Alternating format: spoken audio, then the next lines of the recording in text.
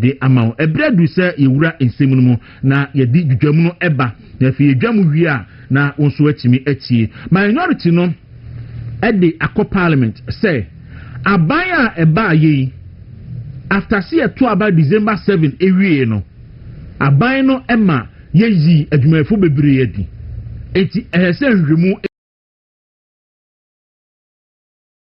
mu say afei de sansem no yenhwehwe mu ti majority leader minority leader Uru Alexander Kwame na afenwumake why ade onne ne minority for oma ya ade and ma menyira we so enka say yakoto abano presidential primaries no minority leader no o kan say MPs no obi anye neutral Actually, in some by say the constituency one support to Bawumia, yes, abanu ye a empower constituency vote nearby no Bawumia well winning. We in a minority leader Nakasa say only Iraq na Japan and Ayonkufa bi wo muntam. Na nya dia sa Ayonkufa no ebeha oni Dr. Bawumia so Ayonkufa do muntam.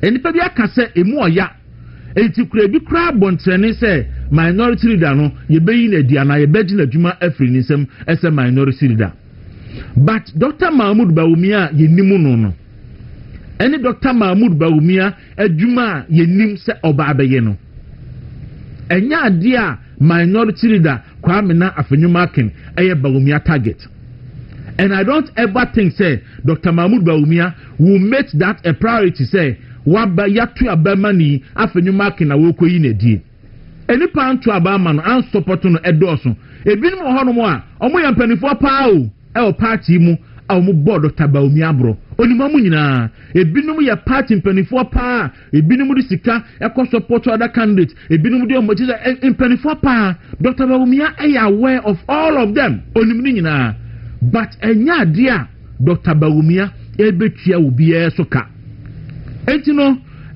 Dr. Bawumia does it onya vindictive Dr. Bawumia en targete afenwumaken so beyi na di afenwumaken eye na dwuma as minority leader and so far metimi aka say so good MP before any di na dwuma ho say afenwumaken edu baabi na MP for feel say na dwuma enso ni biem of parliament ana baabi yakuna du no ye penipa ho fra ba bedi animu a I think the party will take that decision and enya flag bearer anko and the minority leader so for now no for in the interest of peace any unity in the party no yes obia tone down on those issues Bawumia enya vindictive on be victimize obia Bawumia be na dwuma na obe make sure say obeka party na boom endra watu anamo wa come ampani kofo ho wa kona na akufo ado ho ansa na otu kwan endra anwumre ena kwaba obeto asa egitahudie no so one party mpanifo nyina bedi nkomo mpanifo so ko ne ho minority for corner ho any party mpanifo corner ho enti Dr. Bawumia e kana kuma tuniyem yudamunu na master tito no anopei ma menka ngum na fe mefa the other session no e fa nto aso.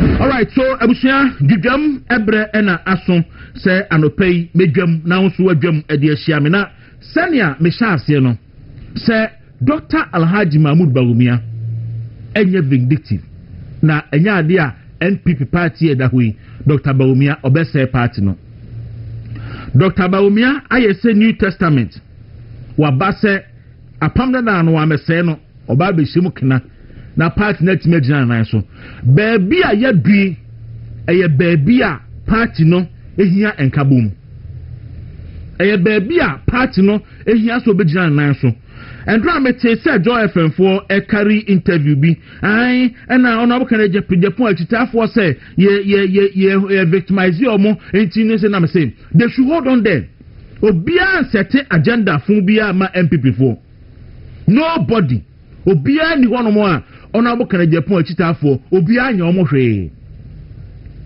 obia ni NPP mu a waye honorable kana Japan achitafo bibi obia ni MPP mu a waye Brian Echiampon achitafo bibi honorable kana Japan ne consensus a raise here ahead of the election nyina no party no resolve iri nyina ansa ne yakwa batum enu ntina honorable kana Japan in good faith abria Olusu election no who say Olus before say easy club declare no the supporter be team mu say no can no vote no or team say this should be the last time we cancel same way obia nkokaka obia timum nipa ene kwa kansie me madamfo ene opay mu oyomi madamfo ene fawas amasaman omo yo na bo Brian champion achitafo enti yeto abawie no esanse ene na fofo enti mitizi omo kakra endra asa ayi abetasmani ewo na 2 TV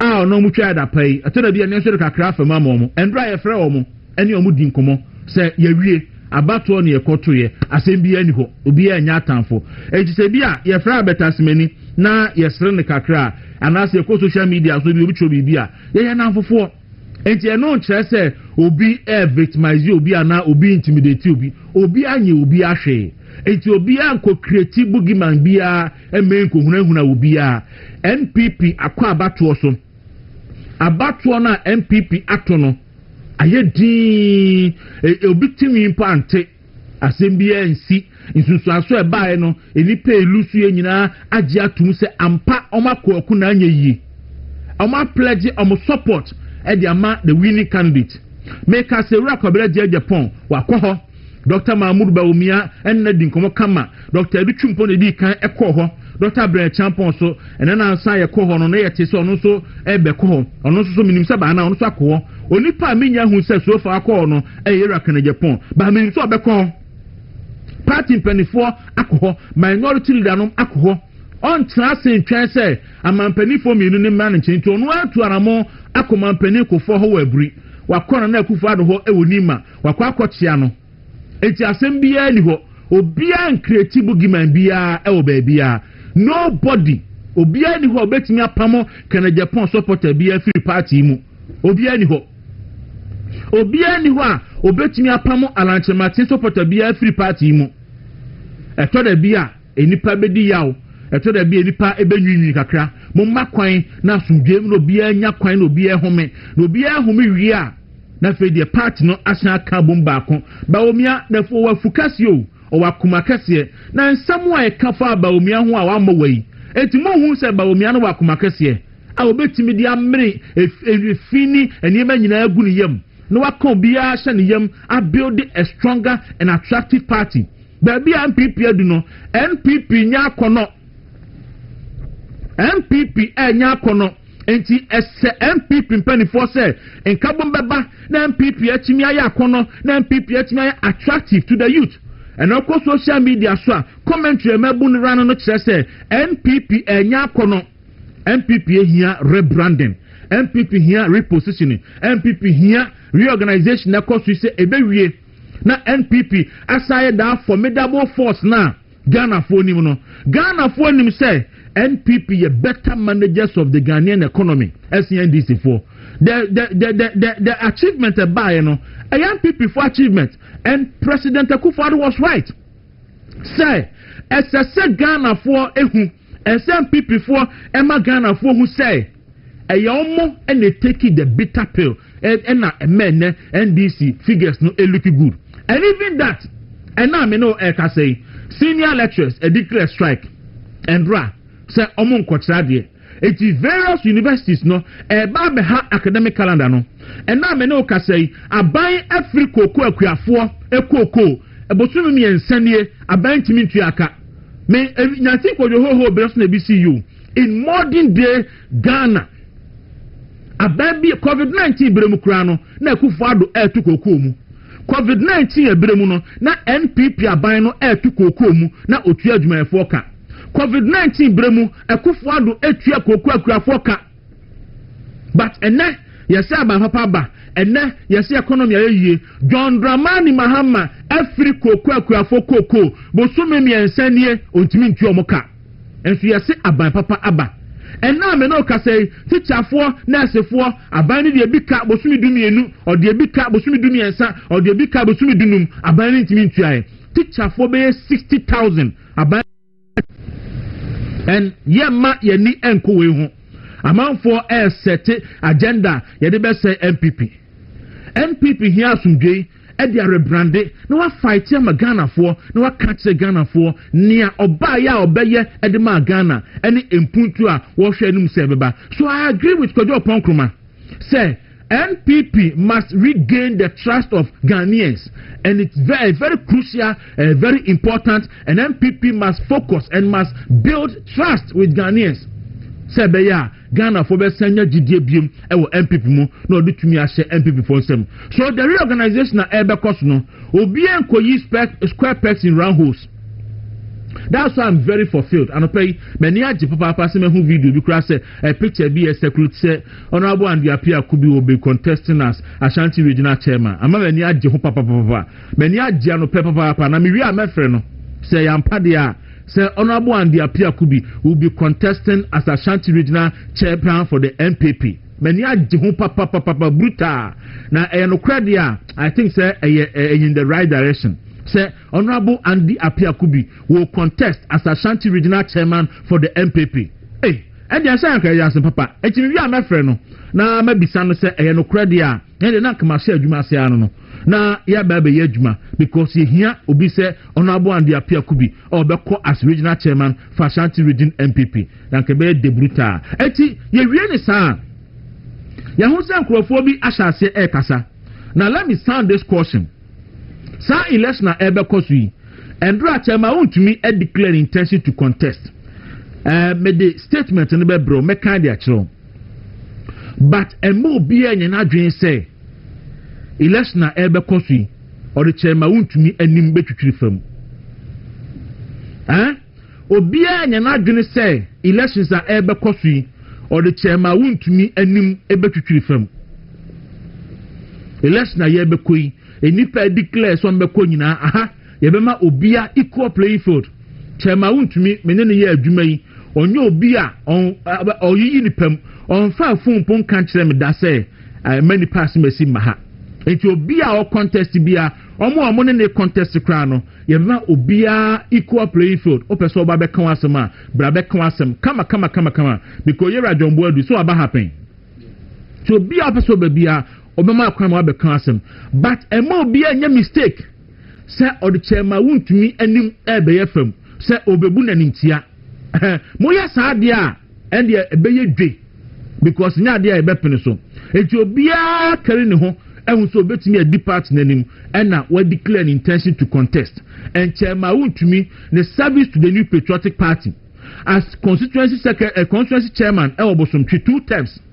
He is the only person watching Ashanti region as Ashanti regional chairman for 3 terms. We been see that in the history of the party through 92. And the experience awanya as constituency chairman, experience awanya as 3-term Ashanti regional chairman, experience awanya ewa abatumu. Any onwa se ordinance se ni bottom resources edi aboa party. Chema wuntumi makapen eda me kan of governors Dawuro asmoka ne enokre chema wuntumi do MPP se na yire enti odinisika ebie 5 radio stations 5 TV stations wuntumi TV wuntumi radio Kumase wuntumi radio Movement TV Accra wuntumi radio ene Western Diamond Takrade wuntumi radio ene Northern Gold Tamale wuntumi radio ene Billionaires TV e was ehwi oso ena osei ni radio station there oma NDC ni nkasa woso yeni mamu a enya asika Akufo Addo abamu a omu bi radio station anom so omu de omu ye neutral ena chema wuntumi so ebie ne dia wodi ye party adwuma And now make us say because of party adwuma odin radio ni yenti. The radio stations miensa yatum. Jomama bana tum, Kumasi de yatum, and Krade yatum, Takrade de yatum, but Chemaun to me abemumuye. No shaking. Yes, we go for the party. If you know the cost in maintaining one radio station, the cost in maintaining only a single radio station now, you know how much it costs Chemaun to me to operate 5 radio stations, 5 TV stations for the new patriotic party, purposely to do the work of the party. It can't be a commitment, any loyalty towards the new patriotic party. You can't take Chemaun to me away. So we are signing this caution. Let nobody think say about the Chemaun to me anymore between from near here no. And yan can fanti be yedwi. Ayi akwasi aduma bese anka haba woso. Enti yesramo obiara fo buomo obiara platform you want to me so I am MPP for. We MPP ni nko ade a bra be kan asem.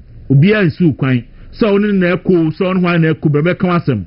Na mom so obiara na adwen say or Chemaun to me ani be fam de a yenni ne bedi no nyonyonyo. Enti mon kan kire o mo yehu san krofo bi asase e kasa. Yeah, loyalty to the new patriotic party no and you're unshaking. Yeah, and when this mu madao. Yeah, MPP mu in opposition. Yeah, MPP try in opposition. And MPP ba ba mu kroma anya hwe amaye. Ye gusu ni omote.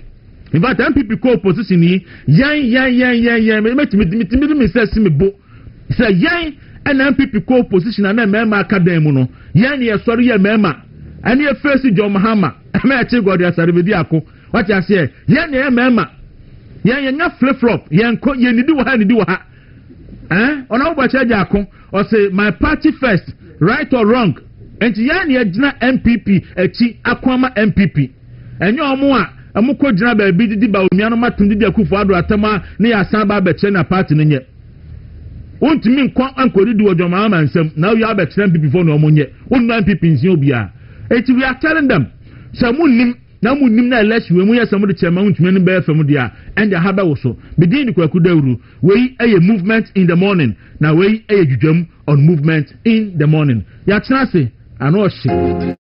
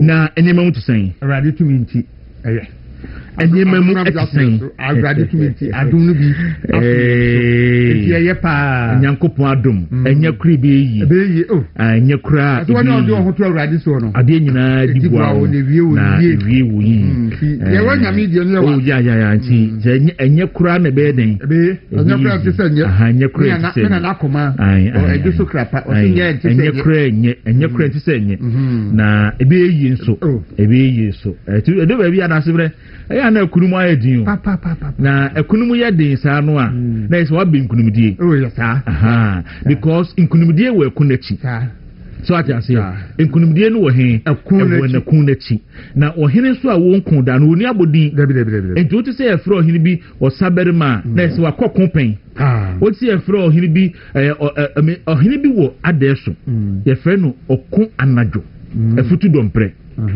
ɛna baako nso so wɔ afigyaase kofuo bi yɛfrɛ no ɔko awia dwuma baabu nti sɛ obi ko anadwo obi nso so ko awia so agya ase nti no wonya kye sɛ obi wɔ abodin a na ɛsɛ wakopɛn ɔhene a wɔnko da no wɔni abodin we say there is light at the end of the tunnel. No, so light no, the tunnel next year. The tunnel next year. You go pure actually power we. Tunnel needs to no here light no.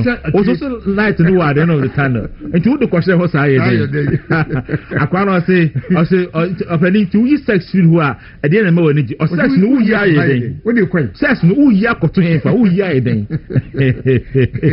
And you know the crown and yeding and the crown and yeding will be yes. Say ye that's it because e could even assess you na da wo for the bicycle na mo na hu se ba bi mu adin a wo pado yi na se wo sori na wo pado na se wa ben free sa wo yi no kakra bi pa wo se fe de wajam na o to su di na se ndie na se joma ha ma o te bicycle ati free na o hu ba bi a break wo ndi sa kama fa enti anopa yi na kunu ma adin enu awia nu anwumre die na adwisi fom tieme ebe dra nwumre no na ebe ye bo yemetifu achi da sebre yemetifu achi yemetifu achi ti bibia be kama ana usu ana me mi da bibi vim no die wasoro ai meyinu a se o bibia be kama da se be fa o be fa na se fa so sabi mi die me si ya mere tumu se Dr. Bawumia nsɛm a yɛka gu ne so nsɛm a yɛka gu Bawumia so nsɛm ebi yɛ ntoro ebi ɛyɛ esunsumsɛm ebi yɛ sisei ɛnɛ Ghana for the MPP for taking the decision to vote for Dr. Mahmoud Bawumia. That's it. Aye nti ne nipa beka. Enhwa koma timpo. Na ni action ni aden. Actually. Some can say election we MPP ye die no. Ejina delegates ni so. Yes. MPP begu a ejina delegates. Abana mo kwa akoto ye delegates ni beto no so. Ebe yi a ebe jina so. Na ma tell say omo pese party ni guo. Yeah. No, in fact, any party ni ko. O ka say me can say Ghana a future decision, a future prospect, a future leadership, no, dependent on MPP delegates, because the kind of leaders are look the template they did the president, no, unwritten, unwritten law, unwritten requirements, and the Ghana food team. So it will be pursued the president, Abrabo way and so. Who say yes? But who say Nipana says who so be the president, and yes, idea. O de fa baby ano a enye den emfa ntunya lowa sa ba ne se kim o de asema ba Ghana ntino ye den MPP delegate ase se omutimi maintain standards no ne Ghana fo nyina hu se ampa enema edana kwamu se putu se bam tino ozisu se da so be di president o he ni suman yi o he ni kase he ni bibia yi na bibia so e kama tino MPP delegate ye do mase na omunim ye nim se part selection ye be so on be select leadership ni kama without fear or favor no intimidation, no money issue. Any bit me other than MPP. Na come and come across no de fiase. As you Ghana afford to Obama, me wa. Nelson Mandela. South Africa fa so abamu enti ebeyi ya ebeyi enti no no anu enti ano pe yaba ne de ni aye ni aba nkomo wo ho nkomo biri wo ho na na boache ne ka koko asini na odin kra breme se ne maame aton 45 kilograms of cocoa 11 bags bisine jo mahama abone to pampers so ntua aye se wontua se wa kelentua tina na boache ewo East London ne maame ti Ghana ha cocoa kuani wado cocoa ate eburu ahata ama na wo ama wasua bag maako edu baako edi akosi cocoa shirt ami ya tepepa di amano se onye bosumi mi ensani John Mahama etua nka paper no da sukura no John Mahama edi asan di yakọ Stone Age duma na kan ye wo si aweho se cocoa akuafo simple cocoa farmers kura in fact COVID buy ya na wiase nyina da na butukura no ka ku fa tua cocoa akuafo kana otu cocoa mu ne mo mu bonus ene yesi aban papa aba eniye cocoa akuafo anopani super ni bi buy some be code the strike e be code demonstration mo na strike cocoa akuafo e be code demonstration when NDC for ni cocoa akuafo de sa but we be make cocoa akuafo ni ada ho Rollins ban time 1992 the same thing happened cocoa no sa untua na akoye bi de ho afi bottle kra na di gwa akuafo se mo fa cocoa no mumu no eno kra aban no ma wo mu bi and this is fertilizer fertilizer bottle any a mo bottle and no cocoa no egum na cocoa no so e won sunsun so cocoa no quality so bibre we say Ghana there you know the best cocoa be na you say na cocoa no na quality na say e ma ne wonwa se ochina obohu pictures ni video se fe de cocoa no go quality bag mu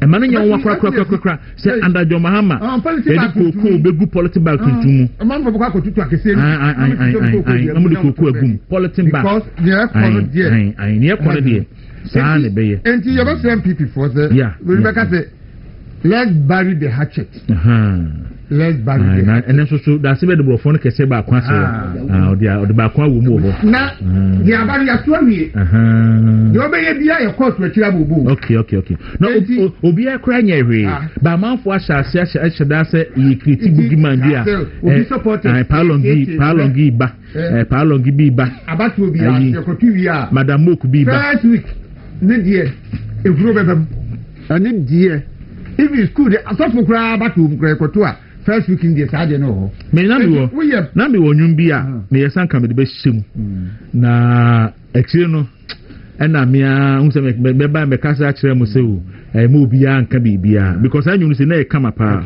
osofo pambo na boss anyum no munim za anyum no osofo pambo anyum runim so botre sa no de bo osofo pambo anyum no de bo we de be ma o so wonte da bi minti wa mo de abinti osofo pambo anyum na e kama sa wonte da sa na nim so osofo pambo tro anyum de o anyum tuni pa o the first enyu otoye mi hu nia minye na kusa anyum no e de ben kra na mi fa ha nyuwa papa mo sa no papa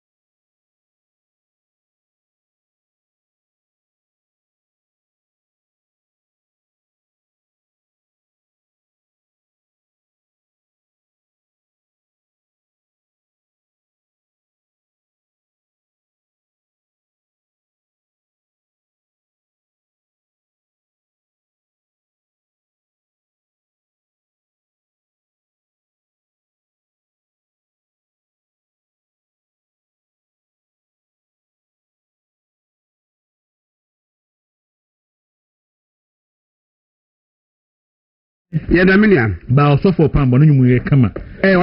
Ese oye ni ni e digu apa aso na ye kokko. Ba wo oye na e wo yi ba baby wo change picture no. Oye good. Anyu de oya di. I think ya no ye natural quality na nkasa. Yeah. Say ko boram nim de ti o di fa. Oh the nyam ni say e fa. Sa so fo bibiri so to nyum. So we say obi nim say so no so tro nyum pa na na yeri say nyum bibiri na ikunu osofo bi ni na troma. Yeah. Me yan de e ba no ka de sere ni mo nyanke. Oh, that be obi ni mo nyum tro de me usuru. Obi ni mo nyum tro pa de. Ada usuru. Oh, that be Kwaku. Na sa pastor love. No so no so na tro nyum Christian love. I don't see the true. Na no dey true na obi ni mo dey dey. I don't obi ni mo dey dey true. No, Kwaku you dey so. Na no say. You don't transfer trade de da na. Oni say elder miracle. Na na nyum bibiri hono ma Pentecost fo ye convention na nyum na bawo. Ebi wono nyum kwan enyo ne ba ne ntin honkonkon no de ma wo bi. Ai na convention ase ni waje na waye ho adwuma na odi aba. Enti no Elder miracle de de wono ja na da kokoro betima ye nyum betan. Wono de different calling no. Elder miracle de ja no one day betima ye nyum. Elder miracle ta bo nyum sa ma wo su abo sakra. Tibi mi hu tibi sa me pese me tie nyum no. Ba pese besan. Wa ta makabraham. Obi ti makabraham nyum de won pe bi. Ai sala go boy. Smart boys no. O so wa se ya se say. Madam ya da fu ya ye say ni bra oni ni bra pani ne dana. Ni bra pani ne pe ma. Enti no ya okopɛ ma ka Abraham cassette ne ba ko ju se ne bra ne de oba ne ba pa no oda kushim oni pe se wa kono so ni hu awu se wa kono so oni pe se wa kono so ni hu awu akwa ni matwa oba odi oba ne bewura denim na sa anyo ne ebo oba ne tena se apa na fi o se o so ni mo si David ena we na esa na oba no conscience de be enti oba no na me de ono was going team for so be di body ma oba no na oba ne medu dem no na ni an de akwa ne de ahyem dada ni pe se wa kono so ni hu awu eni panyo na oba ne twere fi de o so ni mu ana o twetwe ne o so ni mu ana o twetwe ne o she na kono so ashana kono so pa anopre nya o ba ko ha ma me na ka be fenom Raf Pamford oko eye Belgium maimu a ono ene ye ma me nya good morning brother na boko de Adumaroka ede nyankopon ase research officer on mpachan wo Belgium MPP mpachan oh okay ti obeto aba Sababepe. Nti mu nyanko e. Ebi be ko 16, ebi be ko 15. Ebi sun ti. Ebi sun. Ye kokro mo sere. Na de o suru oko. De o sunu. O me ho. Ayi rank member. O me do ameti say o dwa na numu a. Se we su ate. Na ko de o ntimi mo dot about me bi no. No friend am na nkasa. I see. O so wa chiche na yure kama. O friend na no akato line. Onyange tinye yo. Ma Kwaku mi obi bi me dia ma wo. Ti me da ma ayi musu. MCR for ya hwe. E be dey 1 minute pe. Okay. Yeah, 1 minute. Etimiria ya mwakwaba. Yenia. Etu abeto aba na wi. Ya kasa o telephone so na de. Ai. Is your face to face. Sa no sire. O da bra bi ye. Kwaku ye. O ye ya loud. Okay, and my information back when if you na yen consuming we say high movement in the morning within Kwaku Dawuro. God no matter say my friend en woman here had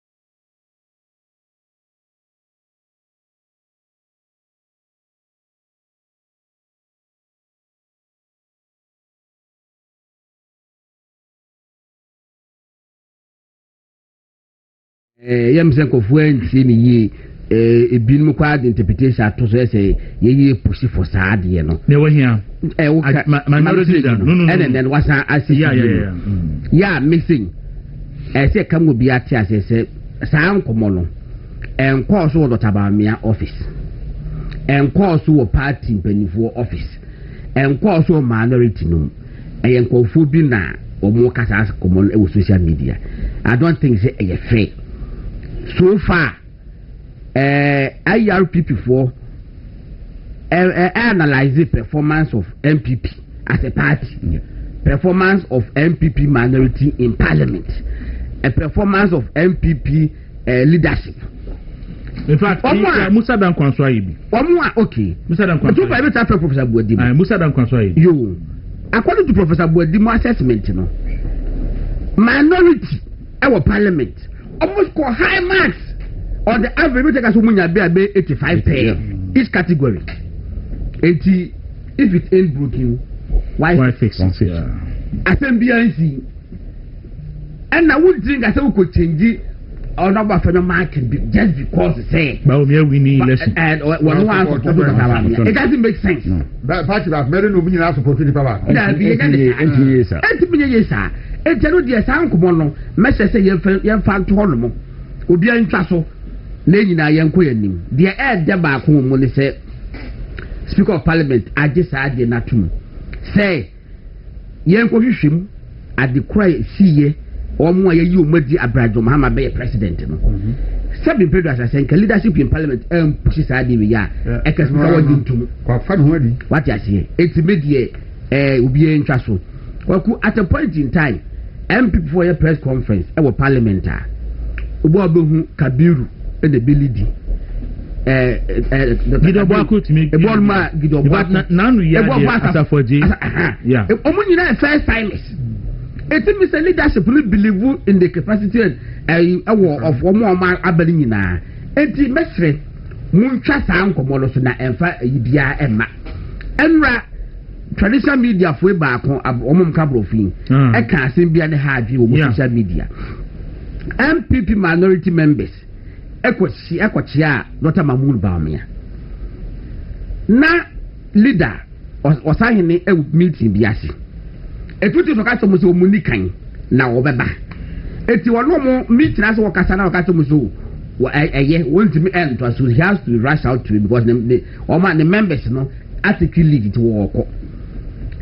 Na minority that can say I have to rush out ya don't know me no na ba be story say I think we say what was omo cast what ho and what say members no call Dr. Bamia ho it will dimrika call anyesa o be kan simu anyesa na tie onu as minority leader tem be the responsibility to do. If I personally onu akoba omia ho what the car back on his own and walk back and I mean to cause I saw the lead team in the call. Yes, and I'll say yeah joint press conference. Yes, it's make a can you hear we then what the yaba to stand to say it's a winning motion what see and with Dimika now must I fat video be free not about me free na bra we see for no we say no open tem yeah aha the now quantum say America would dey say wan kwa omo ko din ko there is a secretary a secretary Samira hwe ne baby omo say Samira say ma ya say Samira hwe no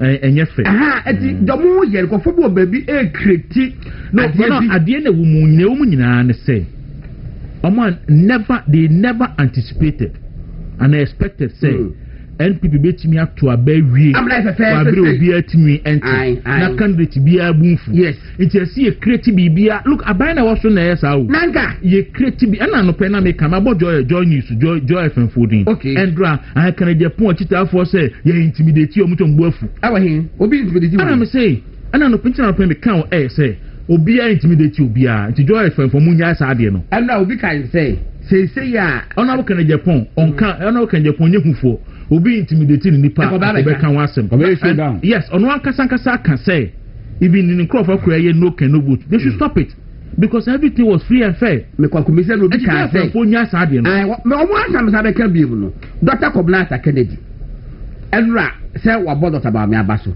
say Dr. Bamia deserve say be man opportunity yeah and no panimu bi ka tell me say Dr. Kennedy ababo Dr. Bawumia abasu wo di ye pa ye hwe no right up aba you see Dr. Station so my friend Dr. Bawumia ko president Kofo ana wo bi ana yi akoto Dr. Kennedy wo only omu yo mu twa mfu ana Kofo vi pictures mba bontin do you know say en Kofo frefrata Kennedy ama oba bontin abe clarify say adenti na wadi Bawumia ti akokofo ho adenti no say be clarify say ono kokofo ho na Dr. Bawumia no betu no ho no ne omu edi nkomonti enye ono omu ne bu mu ko na odo mu a frefre nase yes say ye frefre na ati saso abomusuo say sadete adenti na wadi Bawumia ti akokofo ho 78 for na ye saade no anam ka say design na ono wabo Dr. Bawumia abasu even before mu ekusha president Kofo fie no sad ade na waye ninti no da hwe e na mo mfa ni biem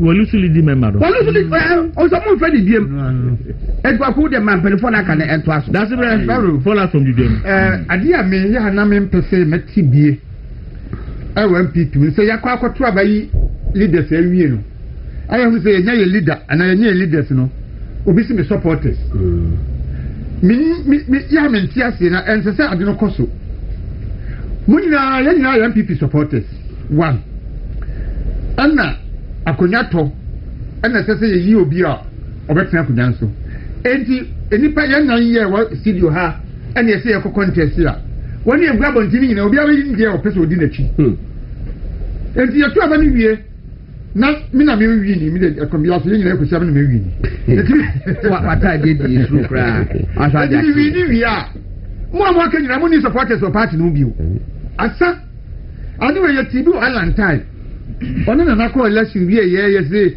wo me say Alan say Bruno supporters eni ntikra party ni meja in fa hin ko si hine eno di meja ma ba ni se nei afede wa yire system enti sa di man ba unim obi a woni loyalist and the supporters in every political party yemi ensa yetiye ye onkrofo bi ho mo hwe program ni because of mintia obi so hwe because of mintia obi ho no mada agodon be jai so isu ba onsu be jai hwe nti obi a woni de but isa elect na me say ye ma party for mom ho time obi a man ho time obi ho no ma nkugo die ne ba easily no timi jatu neti e move on obi so ya odie no ene ebi ana promise bi a ana ohwe nanimu ebi aka honorable Kent mi wini ya ebi kura anko be ye finance minister obi hono maka Bright mi wini ya anko yes cap agric minister in the future enti ohwe sa ne ma na obelusu no a ebe ne ya it will take time before so betimi ababack enti so obi supporter so obi fan so obi dan ye mabre it will take time for Obia to say be dissolve a blocks now a building within the party no na ni nyina dissolve kama na fi party no aside are reuniting until Obia nya abotre why I feel on what touch on national executive election I mean there's a small kind yes do it we are here women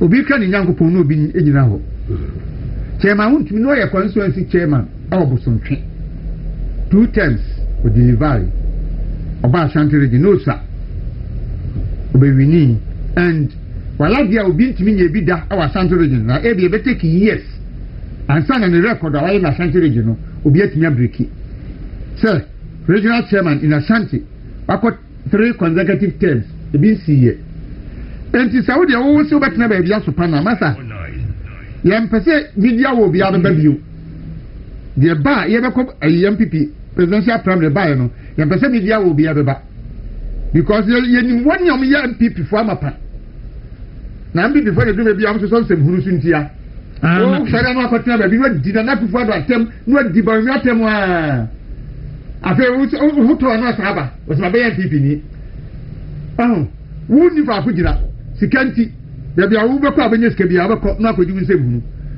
ye nya stati sa de ma man transfer udu chairman ya send a caution say obia wo de chairman wuntumi enim be ye kan bia ya no e wo bi kama men ko ayira fonten yo obe to aba mid be to aba oba mu abruchi na mo monitor ye from afar ni Ghana politics ni ade se na mo ye mo de ho ene mo ba Ghana so a ɛyɛ difference ne so ho susun de bebre wom na menya akonye mame entia mpenifo kakra bi a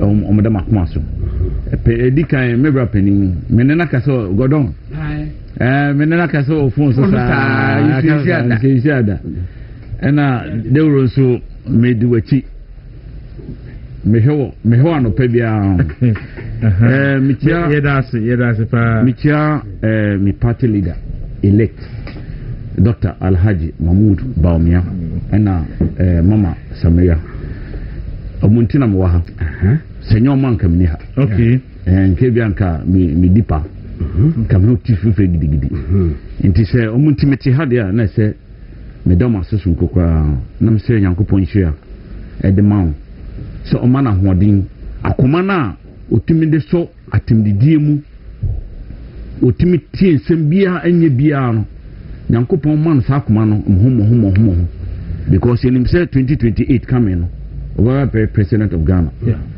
atendidi didi na nando ye didi dino ebi ya nkwara nkitinkiti bi tumi ka che na nando say onye presidential material and so etuye etie no nana ba nano opansa eba hanso kan say MC Ghana yenya aka say wuntimi ni president no obi ano no na time na so enti mefi ona meti asi me branch meda me branch nso ase say any delegates abayi na ya kire say with or without proxy vote ye baba beto aba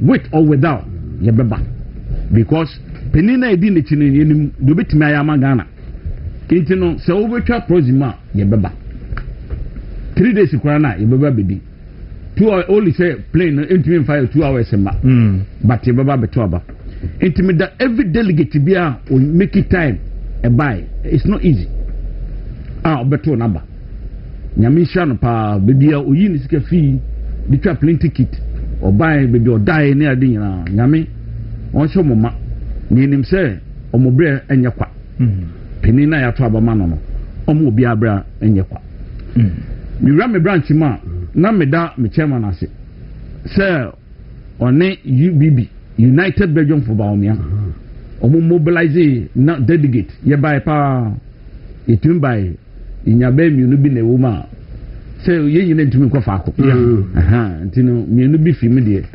ntino dodo anan so ebetoma Dr. Alhaji Mahmoud Baumia na di nkunim buy ntimi do ma sibebe okay na mi bewrem no na primaries no bra na efi ntokwa na nsemi ho ni ho na yesi eka because yen tumi nkohore ntuma go o abonten enye yekwe enim no sade ni se sibio regardless whoever stands si enhwe e kasemu ye ena se opese obedi penin e wo manga na mu so a hwe ho se kasa bedwom kasa na ye no o betimi eglumu na ekodu mmiri na amaye kam o watare ultimi se atare fita na nko di agro ateke because uwo vision se obedi oman obedi MPP party ni MPP party nye party ketwa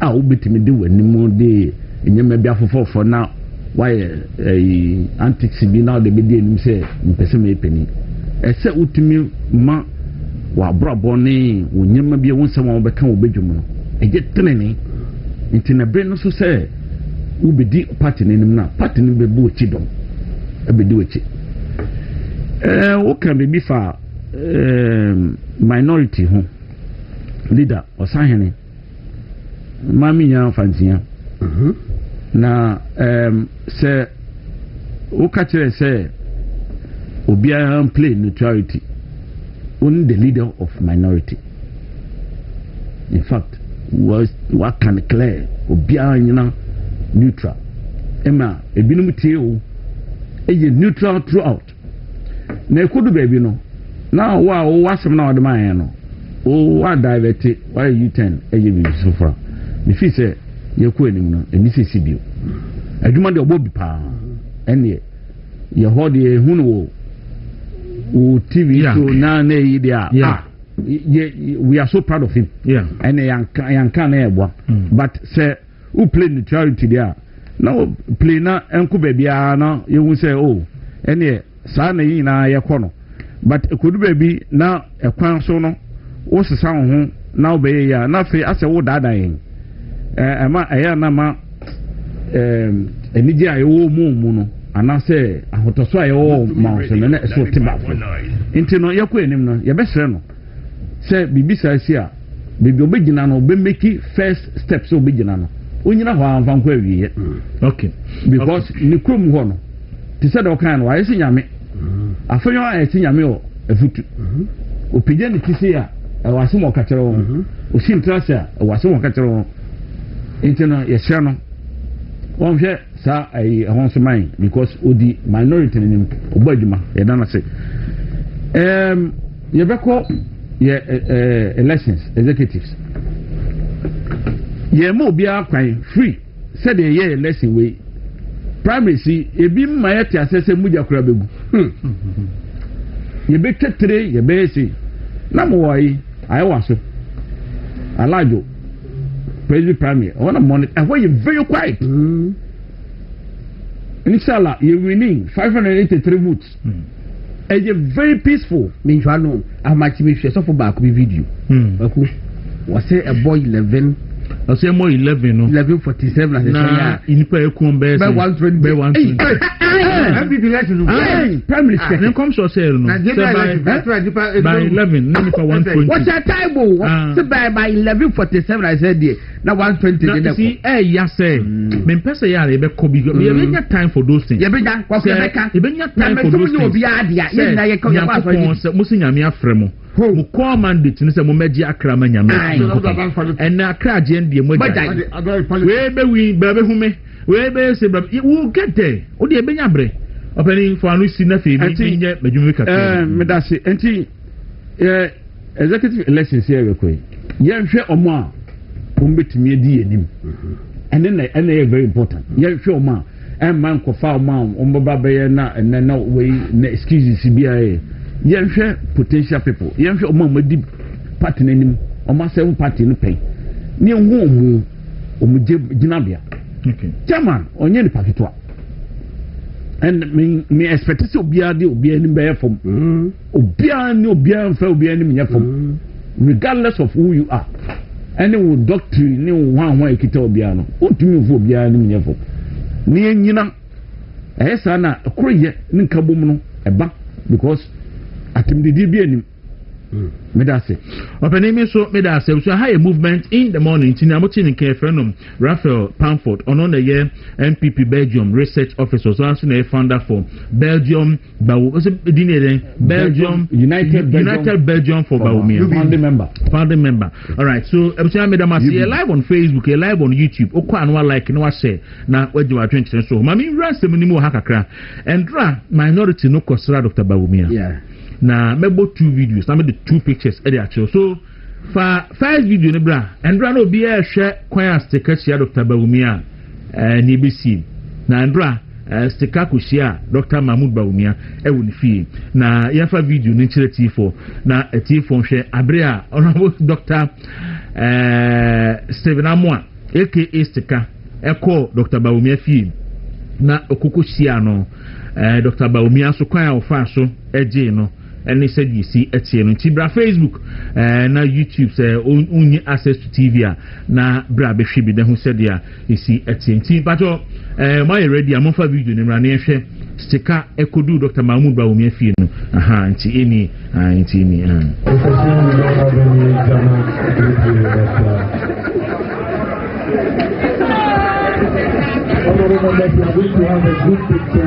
at the court here.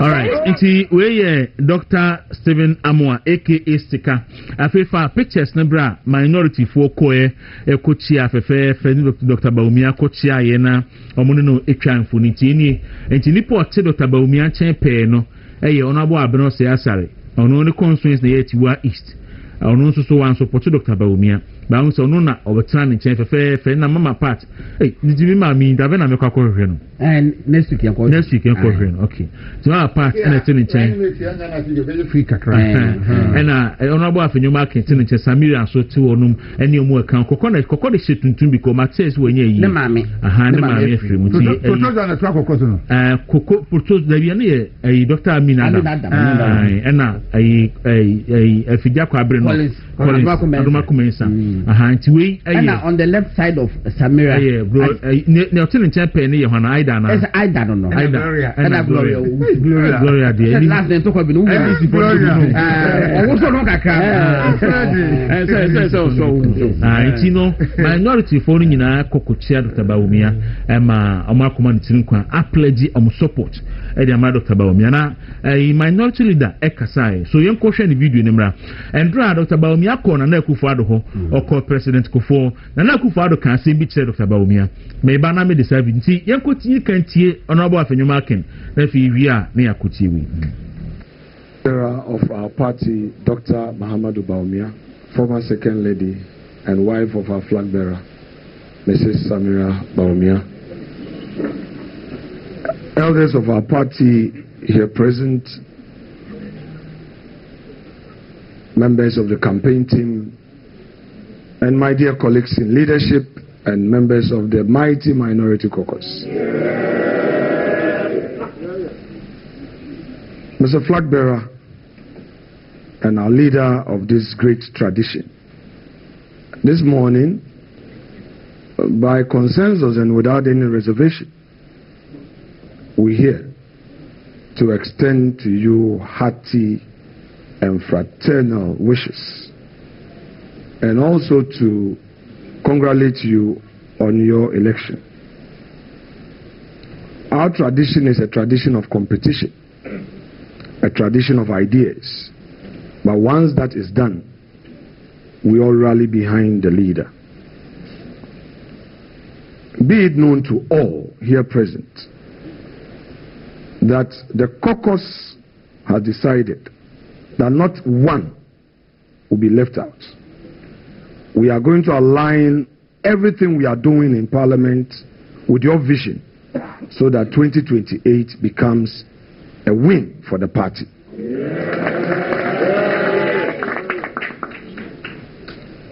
This morning, one issue that I reminded my colleagues on was that much as members of the fraternity, various ideas may be held. If we don't push your agenda, nobody's agenda can go through. So it is very clear on our minds that we need to push this agenda. Finally, Mr. Vice President, Flag Bearer, and our President-to-be, we've also undertaken to regularly engage your high office in every single thing we do for direction. Because you may recall that last year there was no direction. So we're doing our own things, trying to hold on to straws to survive. But with you now as the anchorman, we can look up to you for vision and direction. As a leader of the caucus, let me also personally pledge to you my unsoiled loyalty to the cause of the party and your vision.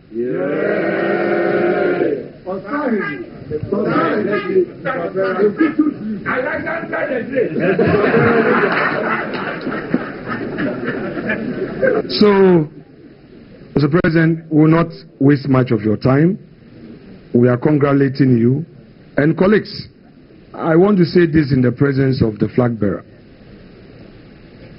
Each one of us here, 87 of us, in 2017, were 169 and it reduced to.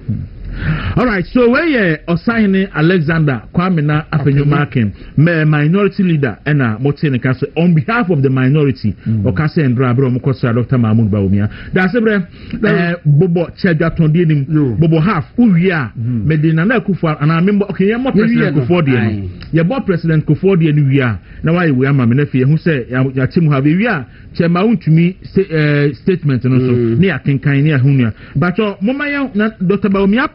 President Kufuor and Dra.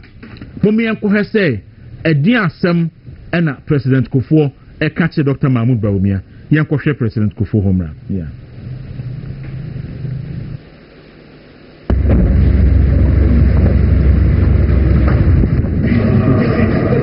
My number one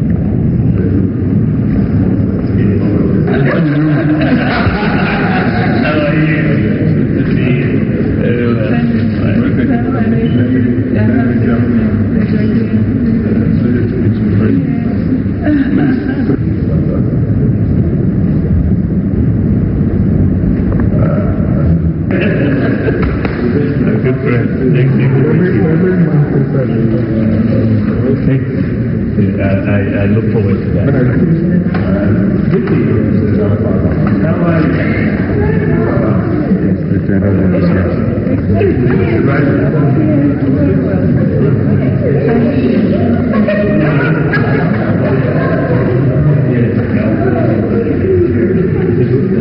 Right? Make it natural.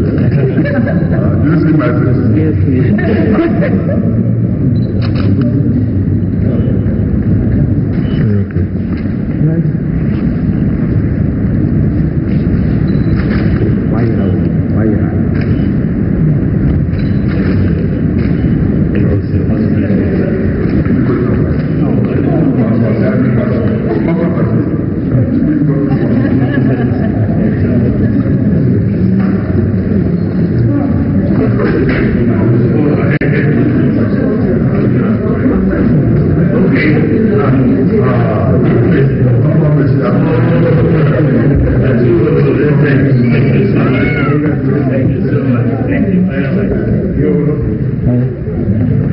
Mama Kanama.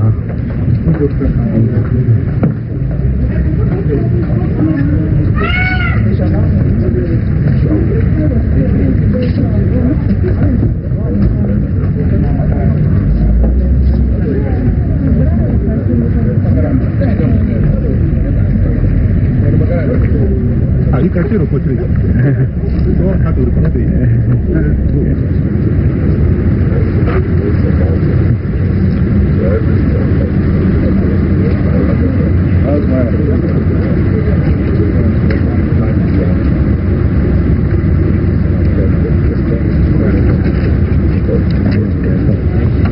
All right. So we President John Ejekum, former President John Ejekum Kofo, Dr. Mahmoud Bawumia, Ekone Hono. That's a brabo, a Jatodian half on the Sumami. Miria. Eric, but a picture be one fan to okay. And my picture be fat was here now. Now, come the same chance. Yeah. Kofo Bisa at Kennedy. It is true, sir. Onipa Muhunu video no mono. A doctor Kobina at Kennedy. Yes, one. And oho. Na Mummy Church Rimuyi. Because of the twist and tense and Kofo Yinti. And Dr. Bawumia call hono. Okotu Dr. Kobina at Kennedy. Ewo hoso no so President Kofo. Emma onino ehia kama nso na niji so hia Dr. Bawumia Emma onino etwetwa emfonini ade nyina kama pa nti hu ewu a na enokre okay so we na oka no okay say na ase atwe mu am ya tintin ti say da by Monday won Monday no see call Dr. Bawumia ene ewu Monday so Monday ye call Dr. Bawumia na photo no ade na o keep photo no ko ni ehu tu ya twem ye mu nyina so de be gina na me gina wo ya asambe ni Ejino yako Dr. Mahmoud Bawumia ho ekokochia na koma etirinkwa nti we ye movement in the morning team na yako Dr. Bawumia ho kochia no na yakoko ha fi ama eti aso o back to my level kakra yeah enti yako Dr. Bawumia ho ewufie ekoma ne tirinkwa se afro de bia kopio afro nti na muhu na alomo se lawyer no Fancy. Professor Mabel Tibu edi say o see photo na efe. O see photo na efe kama pa. Ti prof nti no anu ti kwa me jesi no a eye o tetim no na say me nche ho no no. Kwa me jesi o hama dwen. Ho na no tata o. You nti ye da ma se prof no pay da city da so bubu we suma mi sisi mi wi a na ye the President Kufa na President Kufa dey that's where you can't hit him. No dear. Arudi or a guy Victoria Donko yeah na Kufa onu benya and to the boss we are na be the video na ba na do a guy brutal right yeah you call young executive school so about time baby pado back to school o de no call be bo pa fi say wo to foundation papa ma akoda no a o build and so enya din akora no anka betumi ama no so kakra bo so wo kɔ nanim unti and dey fear apprentice say picture ni masekabu oh who very me ofri apprentice ese me young executive school ya ka ho asemi e school a omode nhihye nyina egu akwam ebo nkwara ntete pa achechefo na adwafo nyina so nkwara ho abotire ne abadaye nti so ba hye nsem a omhwe di yie womo boss atwinkwara ndi koba womo boarding facility wo hono womo sick bed se empa akwara bi hododo na yemfre ba tan se be fa ba no hospital nemum womo abehwe no kosisa nyimre de ebebre wo fie womo kwatwe nso ha bi si omu twa papa nti oba wo ha na woni da so se enyema be yi womo ewo American Town oben ope kuma junction kaswa wi di bakwantimpon no so wo numbers 0546 071324 afi 0561 807 015 and 0249 415 088. If you want to go to Tabia Center, I want to in Papa Biaba, Airboam and Nijiaba Fee, the kind of Tabia Heba Mr. Malaria fever, and young to you, and they have a pebinanum. Between us, I'm a wado. One more to know to me, dear. So ya Tabia Heba Mr. Nanum. Now, Obedi Diati, you are a Dankasa. I'm a man on Swany Agib, so body on what the animal no dinner. Going to know who say yes. When you saw Adia Wayaman on Tina and Sunaniaji. Now, Obuya and Omam Nanso, over the Tabia Tekum Swaka Waba. The Tabia Tekum, you own the turmeric and flaxseed, black pepper, ginger, and Afra Fry. Only Omuyama, a member no fino. If you need to pay up, it's a member of Jumamban and Ajunoso. Tis a bamba be honest, a dream there. A boss says Penna, you must start to show up. Mr. Tabia Tekum, that Africa free. Now, one Ankasabon Pais at the Santem. Na akoye de so ye tabia e ba Mr. ne tabia tekum ba bia tunta do bia kwa benye bia to e wo hono se wo pe bia tudi a o frɛ 0243 686861 so a omo ebejo so garlic Mr. bebre ne wodwaso na no pe de yedi one dance ama wo se unya sika kotobi na se wo problem akotobi no e victory garlic Mr.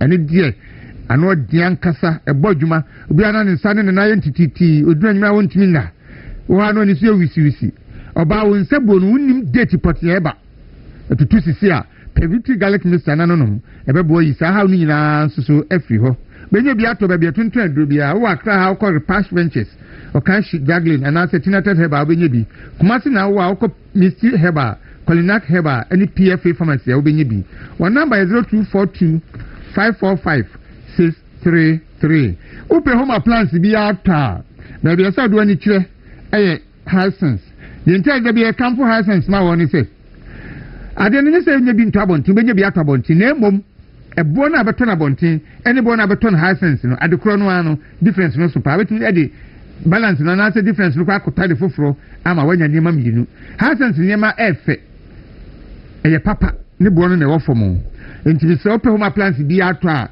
say television air conditioner fridge deep freezer microwave ni de ke kan woni nyina no okwa wenye bia to showrooms ni de bebre pa enti wo de hia no so be form number na 23 mu na wo kope bia to na se uhunu de ben wa frɛ no ma kyerɛw 0302 550 000 o from a omo ebejo so Alowat Medical Skin Care Center bia se wedie no ya ɛhɔ ne de kokɔ siesie se bia wani makro pimples na so ban jafa anasa hunam no enyama bia gugu hunam ambasabasama wedie no se ya fako Alowat Medical Skin Care Center ombehwe no ma siesie ama da bia mitufu se ebibi begu animu a enkasema danfo bi onya problem ni bi okoto nkun na asem na we ne saye koye to okoto nkun na asem na kro na bi wan hwe ya obese wadim kra forever fako Alowat Medical Skin Care Center mo free wi a obehuna du kra na asem na kra na se nkukra edima osra ebetu sa ha na se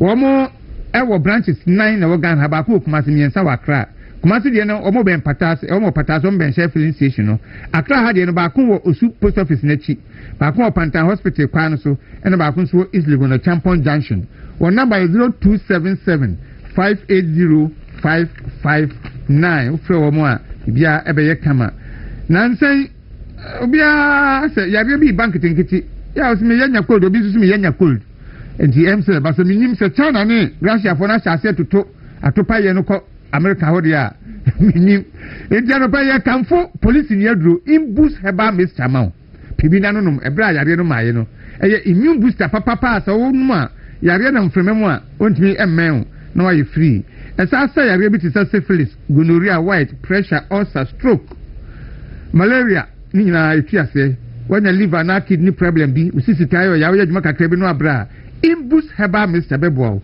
the friend police ni aduru nti wo de okokra na enko kamerofo na ebia wa na nkofum usupe police ni aduru na bi eno ano nsabeka mo amupe bi atuo no ukọ ashama na Ekut Pharmacy ene Widama Pharmacy bi ho Kaswa Tribe of Judah Madina Case Worker by Nisi Pharmacy ena Accra o Cash Draglin ene Tina Test Shops ahodo ni nyina mu on number 0540 710111 sorry 710113 ena 0246 208 496 Nature Medics womo di nromi ensem bia ba se no ya no peye kanfo ama obi a wo hwe ye dedi kan eye gastro mixture wenya typhoid anase ulcer diarrhea ana indigestion ana wo de ne se de ne to yem na yem ye ya bisro pe Nature Medicine do efe gastro mixture bi na no na de na wo kodi no yem enyo ya ho beto kama oba wo nsabu nsisi so bu nsa wo ti ya na so nya yeast infection so wo de no eye menstrual plus mixture mema 35 ekona na prostate na chase ye kese eno na udua ana jo abebresa obeso adwun so sa na na sei utu kwan obegina dwun so sa how bebre okwa anu kra obebre ansa na dwun so na chase aba ne ne keke ho edume bia tun sa wo dwun so wo ti ya opa e wo be me mu bisew pe prostate plus mixture Nature Medicine diaba no na nunum bi ne entu sa ha na sema ho pe bia tun do bia obenye bia to e wo ho na so pe bia tu dia number ne 0248 778899 wo ka sai o probi obeya ma na ho ato kama Tabotech garages pasi wo ka no accident na konya ayekura wo de fabra obeya ma so wo de ka na ko sa kwam na wuntimi mfa nkwa afre omno mfa to winka metu enko na omo enkoye emawo wase wo adwuma mu na agent wuntimi fa ka no so ma fre wo no omo madara ni abefa nya kwa akoya ma awoshi water west ho no mo wo wotra banyard traffic light na wa won sabin kumso ena be hu mo on numbers 05 0242 275252 after 0206 481 and 0542 96111. Okay. What we? Some of you have. What we have? Na my family don't come. For a credit count. For a credit. All right. And I'm going to Edu Hospital. Edu Hospital. Sa hospital ya ken. The man with them who pay STD nemu yare any stroke. Na say yare aka no mun say wo musa nyina na mum nemu yare any stroke dey we dey ba ho a simple kra.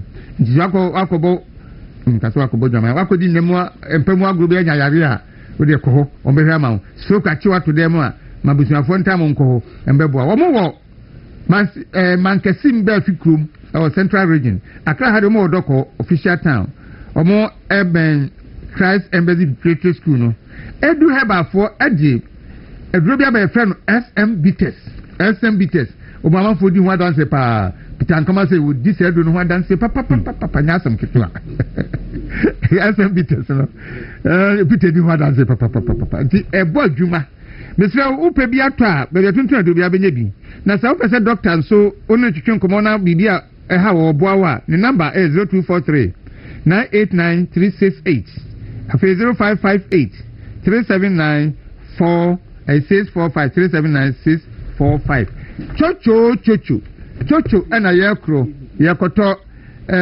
skincare products e wo chocho hair bar soap ye didware ana wo chocho herbal cream na yasra na honamato chocho royal dia no yema woni am we dia ne ne ya kwitwiri kakra no asa dia wo sen gu wo no nya bi sra eboawo afei chocho hand and foot cream eno no eboa pa ema onipa so onam onsem aya den na onantin papa ya etimi free ho chocho skin tone na de ma na use you emamo we dia no e shine kama wutinyi no ho age afa wo dia fe kan na titi a me so chocho hair products no kopebi na emwa ene wo chocho bam so a ene de ahututuo etwi ase ba bia kwa benye bi Pandamat Palace Mall Bacho na Total Spintex any supermarket bia ebe bia okwa benye bia to e wo ho no Dawuro. All right. So abusia dasebre e de adwatode no e de amayen na ebeto aso na yenko ni yenkonko hwe nana adodankwa Akufo-Addo enso so abre a Dr. Alhaji Mahmoud Bawumia ekokosra no na oneno ekodi enkomo no yenko hwe video no so efiri ho so emra ye ba na fi na chema untumi statement no so na ye ho adwuma yenko mra sisi ya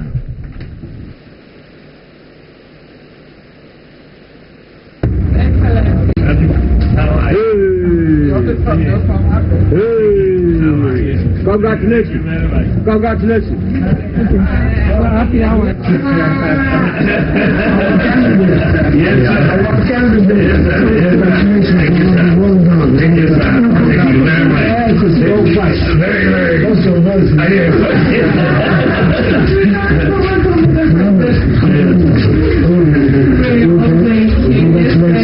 Thank you so much. You seem disinterested. You remember? No, that's right. That's right. That's what it's done. Thank you, sir. I appreciate it. Thank you very much. Yes. That goes a long way. Amen. Help to make it happen. Yes, sir. Yes, sir.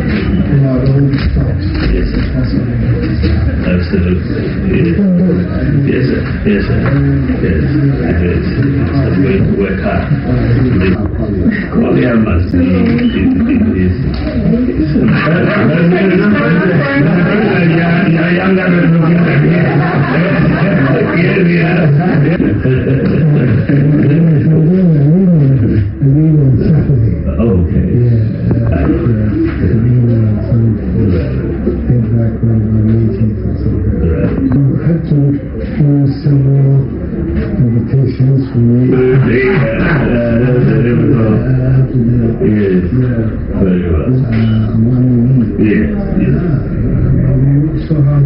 Good work, yeah.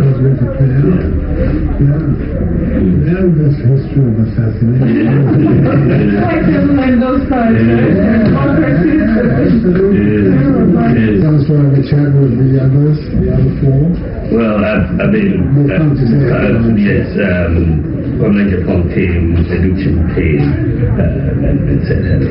So, I need your help. Yes, thank you. Thank you, sir. And Brian Channel, too. I've not had any qualification, but I want to talk with all of them. Absolutely. And they have to be behind you. Yes. The country has to see that. That's right. Yeah, it's very important. Yeah. Very, very important. Absolutely. We have to. Yeah. Thank you, sir. Thank you, sir. Same journey. Thank you so much. We'll get that. Yes, sir. Yes, sir.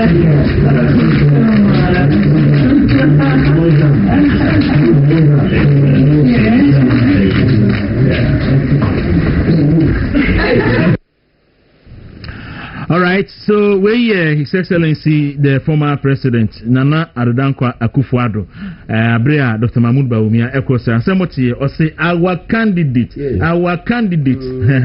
know, a very interesting days ahead. So go on, that's where Mami take mobile on this. If you deal with someone to me, a statement. That's why me fear so. Dr. Mahmoud Bawumia, the foot for my idea. Because say no be too quaint. And Brana will be too quaint. Say only on penifone could be. Because any ever said you better say or tell him on penifone now to know to an amount. The foot for no idea. Now, the IH say, which me a party na boom. The Dr. Bawumia, I know, just a party which me a kaboom. This say be a when you hear or say ye ma. Mr. Bible cross or say ye ma be womb. I know the only ye. Sound for the end of the combe piano. But one of my imagine a part of me building in here. Or move me abwa. I mean, I didn't hear that doctor say. Now, it is said him about ye. I'm telling for me, you know, that I'm because some people a party. I'm a lucky power. The only who lucky is say, I'm about Bemwa. Na if we have to be born, yes, baby. Na affect to a minor. Na my sick my basa. And just a party, almost say you a former president Mienuna and the Tiho. Dr. Bomi, everything I come out with your foot to them. And it's a way every president. Namping former baby president, I bought more than your fear, no more tunufa. I say who said that's what Papa or Homai. I'm saying I'm meeting me, never be come. Okay, go on. Kwaku, I say to the beer body language war. I'm out to be radio. And yeah, Kwaku Kwaku said natural flow. Yeah, or don't know ever hold my kama. Dr. Bamia, and yet difficult to say, or the cook or now acquire reconciliation. And penny from you doing, ne papa. It's the friend or friend, the proposal of papa, and I don't know any boss. What I say, it's sanity, and it became a freak. Natural love, no, I never hold my here. They were deep to me to the 28. It won't also now a bar. Omo be twa na makọ mo so nyina no mo fa pepa ehia no se de be ya na na mo to no so enye kwa me be si o. Okay, Raf, yeah, me so me ko so da delegate ase se nkoman to abana mana nkasa kunya we yenya. Nti me ko so bebe me gina bia delegate a mo to abama Dr. Bawumia me do ma se na papa we empenifo a beto umugina se ntom so ba kwa ka se mi o se 2024 you wini ye no nanka omo na yeso mko no ho but papa we ono mom na ba omo ho the opposite enti bibia chese doctor oye unique na di bia bia na ho brase die oye too much no too much. I said to my wuntumi o pena asemo a wuntumi nka so munipa. Oye God sent. Obetumi aka bibia afa wuntumi but wuntumi nka so munipa. Munipa. Oye God sent, really God sent. Your time ni. De nya Dr. Mahmoud Bawumia. Si ehwe na asa. Ye besre se bebi okọ no nyame fa no nko. No ba. Osime sintimi nko ho de but ebia oba. Oba obeko. Obeko. Oba wankwa obeko. Ese ebipo na anko Mohammed and Kobe Pono Bepono Bebano. All right, go on to Patamo Facha Mount to me statement and to Sona, Godon can kind of a Menemonia. So Chemount to me a issue statement and draft. Me so people bear. I say, Anaju, Anaju, pretty me, Chema, dear, and Chia Sunday, that never 12. Now the 20, you're pretty 24 hour. I'll say, into our show, your Facebook movement in Facebook, not saying tea. Yentimi Anchama, dear, and Chia Sunday statements. And I'm Hanajuni, the Aberton. I just hear now on no Wada. Wada Sank, Kubihunanopa. Opay Muyumi and Opay Chow. Okay, what's the declaration of intent? Our party has faced challenges and then learned hard lessons along the way. At this crucial moment, the MPP demands leadership that is steady, principled, and committed to unity. A leader who is grassroots personified, who values every member from our elders to our youngest supporters, and who is willing to make the sacrifices for the party. I, Bernard Chibo Esako, aka Chairman to me, having consulted my maker and sought audience with the cast of elders of my party, the youth hereby declare my intention to serve as national chairman of the new patriotic party. I do so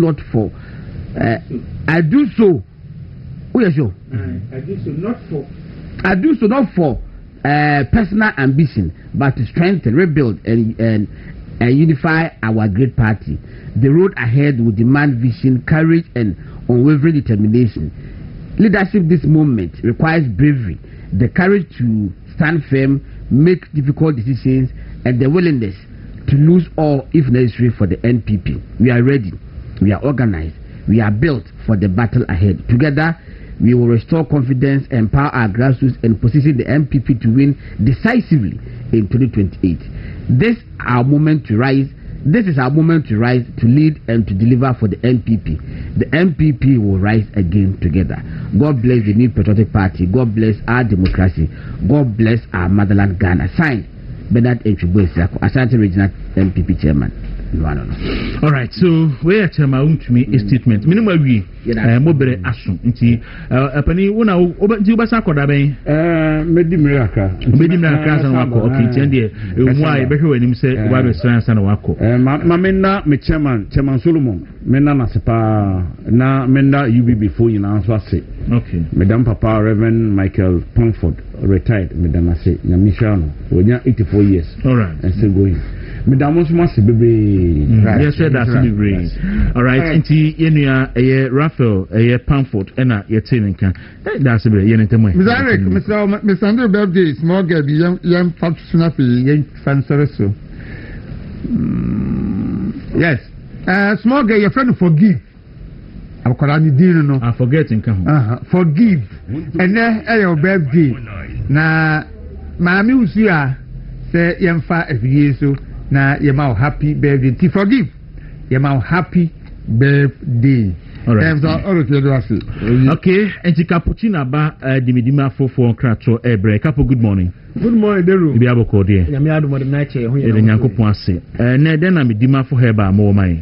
Mera se Deru ma memfa wa fidi kese so enchia Ghana for ono mo hwe omo mutie na memfa enchia kese emfa ma opani kwankyerefo a oda midima for heba hospital ano Dr. Type da so ene ne ho kene Mrs. Time da so na adwumafo a wono mo medimafo ba hospital nyina free doctor so kosi security man so e wo medimafo akra ene Kumase enyina ene miami ahodo aye konyina wono mo boa no yenchi omo ena no paisan se wono madaro menti ena me na wo kasai no medimafo ba hospital aye medimafo na yeguso esa nyarwa wo my Ghana ene nkura ka nyina so ba biara o hwe di free se bia wonya ma medimafo ba hospital da obi na aka ho asam de akere wo obi nso de yese obi otawo no osua wasa no akye ne pa anu nti wan kasa no bra medimafo ba hospital na behwe ne ewo medimafo ba hospital afei obi owa osie medam ntumi nna edia na tete wo obi owa oda bon senimu obi oda ne kon obi nso okrompo oda no sori aso de ne nan besi fom no na aye o how e dia ma no tona mo na bra me di ma fo ba hospital me ni aba ma no kwasame wo mu no say ya na mperimfo se be ma nsin so ma nsa no ham enti ye gina konkon so no na ye ham e de akere wansa eye haban enubina eri nu ehini eno nti obi o se o na me de me mpa bibidro mpa cha so mpa bibidro de memma me di ma fo ba hospital tie nie pa se wo mpa bibidro a sabi te se enu ehini enubina haban ahodo mpa cha o mpa memma me di ma fo ba hospital na okasa o mpa nso a na akere se wo mpa apomudi mfa ma oni padua no esan se kere sem de ma se jeni aduaba ne mfa haban no mfa nse ho yare eno nti die nti na wo kasa wo mpa bibidro mpa haban bato pesa ho tawo na ade ba ko sa autonomous medications ahodo ya na yewisi dodo na chemicals ahodo ewo mu no ekoni padua mu a ya na it test haban se betimi dia detoxify ye ni padua no na sa chemicals no afri ni padua no baraba minima fo ba hospital no kwasa me say ye mo haban duru amba chaw wo hia say chemicals bi akoni padua no nti wo sa o ye de ope ho ana montuo baraba minima fo ba hospital je ni amu adro dia tritiu obi o so nya stomach wasa obi nso say ya kan kire no so ni kidney say enye ye bie mana obi say ya ka kire so oh wanya sciatica obi na ntaka kra no abre obi ona na kuma agba no periperi obi ntumi ni di ebi o wa ne koko tv cause loss of appetite ewo ni padua no ento obi so ntumi ni di watondura wo so to nyina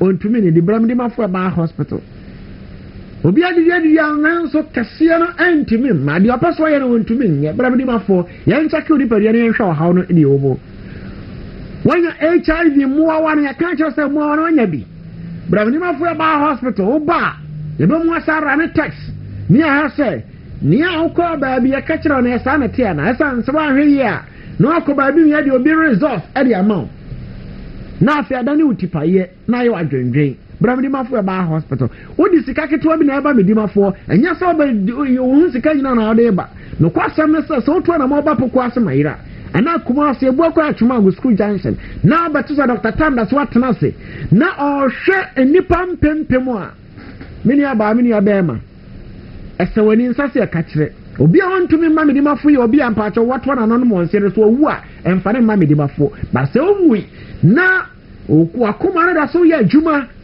awo nipadua no na mom no o sha so ho mo so no nipadua na ayemra kwasem say tu na mo na bra medimafo ba hospital mi no kasa obi o sie na bo kache me da fom ti me da ba mi ni obi o de me ba cho obi no pe taxi fountain from bra medimafo inshan kanya me say obi timi ba medimafo edura de ba ma no ba ko pempa cho no so re gira nan so obi ba medimafo obi wo da takekekra pempa cho na wonya apomden obi wura medimafo ba hospital dan mu a na ho atumi ato no obi ka say nsankyira ne anayes onyama say ohyira obi no ohyira no asefo nyina enti obi hyira ne nsa no adwuma bi ampa cho timi koso eno nti ya na mpampi no ehia say oba medimafo ba hospital de aduro be kan aye medimafo ba hospital your number is 0244 774282 0244 774282 and a 0500 727215 0500 727215 medimafo ba hospital na no pay ye no edi nkomo nyame aduma ene okuada ochiri ya woni ni fiada mpacho premium service ebe koso opoko asemayira me ba cho de cheno se obi also me pese me ba betena se be 1 hour 30 minutes ansa na duru so ma doctor ahwe me pese me ba ya na nka doctor ahwe me na me share doctor me pentem se me business person me busy me ni adachi obi ya MP obi ya minister oni adachi me confirm am say fa number me be buboyi number book for appointment on Friday nyame adman bacho ne doctor wa akra ha ochino betena se opoko asemayira me say ochira nyame adman Dr. Tanda so betena se opoko asemayira Friday obetena se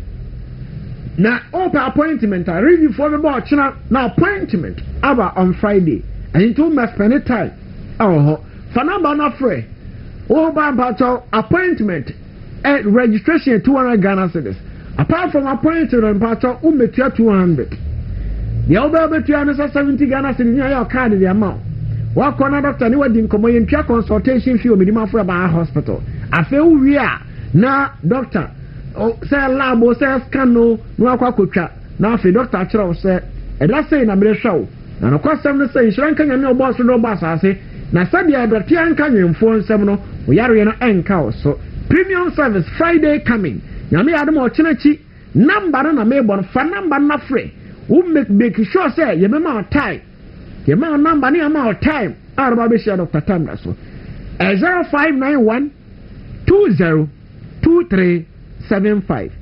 0591 202375 0591 202375 nyate no sɛ na ɔtwe nyina doctor ɛkɔ apro na ɔba apro ɛwɔ man Ghana ha mɛmi ahodoɔ bebree ɛnɛ ukuada na Andrew na ɛyɛ brada no ɛnura na ɛyɛ brada na kyerɛ sɛ on the third no doctor tuana mo ahodoɔ bebree ɛyɛ on the third no ɛnura na doctor ɛwɔ bogo so ɛnura on the third na doctor ɛwɔ bogo so mena ɔka sɛ na awɔpɛ doctor ɛbɛwɔ ɛnɛ on the 4th of February na February yɛtɛ no sɛ doctor bɛwɔ wasa kropon ɛnɛ on the 4th of February doctor ɛbɛwɔ wasa kropon ɛno nti wasa Memphis East Municipal ɛhɔ ɛna doctor bɛwɔ wasa kropon na mpatsɛ the location yɛ Pentecost Central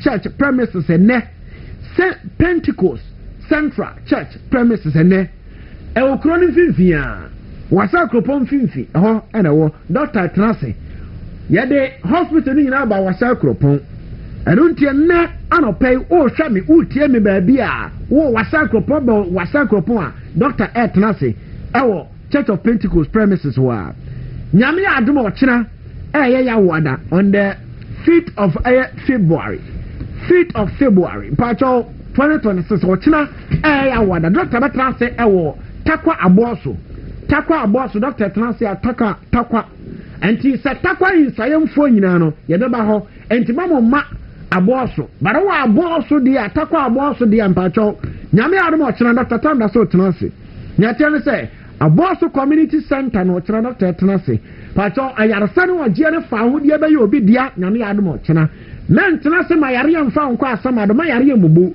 ɔkyena nyame adom nhyira nka nyame sɛ wo a bɛto na mo no aba medimafo ba hospital ɛwɔ takwa abɔɔso community center no mpatsɔ nyame de na yaresa tumi no ɛde ba ɛbrɛ ɔkɔhuru abɔfo no kɔhuru nso no a ɛnyɛ nipa na sɔ nipa no de no kɔtum o ɔno na tuwa na mo no ɔnya yaresa tuwa na mo na bra na abɛnya yaresa on Friday nyame yɛ adom mpatsɔ ɛhɔ ne yɛde sie takwa nsayem na takwa nsayem no yɛbɛkɔ so yɛbɛtena sɛ wɔ takwa no Roman Parish Hall ɔmo hall no Roman Parish Hall ɛhɔ na Dr. Tam da so bɛtena se nyame adom a Friday na Friday no mebatsɔ Parish Hall ɛwɔ takwa na Dr. bɛtena se tuanamo na bra na afei ɔgyeɛ no fa ahodeɛ anya wo dea nyame adom at the same time Friday no appointment bɛkɔ so ɛwɔ pokwase nti owie a na ɔba akra na appointment na kɔ so appointment number no 0591 202375 0591 202375 yɛ appointment nyame adom a ɛnkasɛm a ma ɔyareɛ so yareɛ bia fabra nhyira nka nyame sɛ ɔnam Dr. Tam da so ɛbɛsa yareɛ na wade wo ho afiri yareɛ ahodoɔ gyina mu Dawuro anɔpa yi yɛbɛda ase papaapa ɛnso yɛda mo ase papaapa abusua nti yɛbɛtwa yɛn ho yɛbɛkɔ akɔfa big dang fo nkratoɔ na yɛde nkratoɔ ahodoɔ aka so atoa so ne wie a na afei atena sɛ yɛde nkɔmmɔ nkɔ baabi a mpanyinfoɔ a ɛkɔ Dr. Mahmoud Bawumia hɔ no I think say normal yɛato abɛda obiara it is incumbent on obiara ɛwɔ sɛ obiara timi show say now there's a flag bearer sɛ wompew there's a flag bearer it is the bakolo show face hɔ noma wodi yɛnyai because bahu sɛ bi mo church go for na we wo one man institute position we ni say ɛyɛ hwɛ yɛhia obiara ɛna court kyerɛ bubu baako ɛbaayɛ yes I think enra minority leader ɛkɔ na wakasai na yes wodi kanso akasa obabi before enra de ne sɛ wɔno no wɔne wɔn abo kere Japan ayɔnkofa ne ɛkɔ akyiri na because because of loyalty enti I'm a bit more so except so loyalty everybody deserves a friend like Fred say what about from the marking maybe my study say in decided dia and conform some more parliament ya almost loyal to Dr. Mahumba men the one flag bearer no se benudu na say ebe person mu change leadership of parliament dia and Dr. Babia so and share also loyal friends na one support to omo but you don't know that and them omo so the confusion and come with that last year na so mu in no and go first statistics can no mu change leadership say parliament na egu and a new parliament eba it new leadership in fact Eastern region omo ya attempt say Eastern region for so present the ba ko say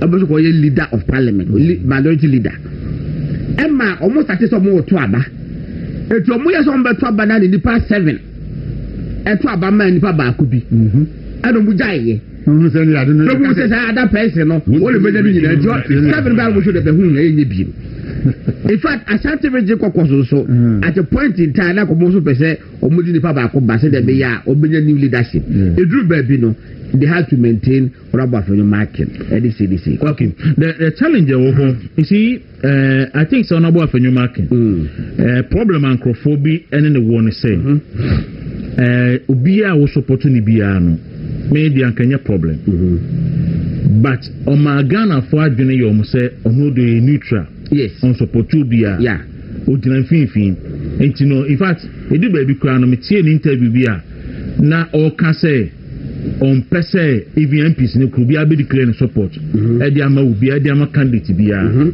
in fact leadership no only another prepare and otimi ba abonten be kan say was support Dr. Baumia Jerry Ahmed wanye Mama Pat wanye so no ready meet the team yeah and I say you so Habib so maintain and can say on also declare support Habib okay me and so it na quite bit say almost share leader say obi and declare support so say ko ba say leader say me ma obi e ma want me support obi and obi and support obi nya na ye because party now ejina parliament so na say leader support obi na say di ni mo ewerem e hode die me no ya adwe e hona problem ni because so babonche can say oh e ko be anya wo shi e wo yokofa bi nti it me support na meet me nye he it me support ko be anya wo shi MP ba queen me madam for MP wa sene ma so across yi Oluwa say last time was supported by Umia but this time Dr. Brian Champon e coalition na only Dr. Brian Champon wa yokofa bi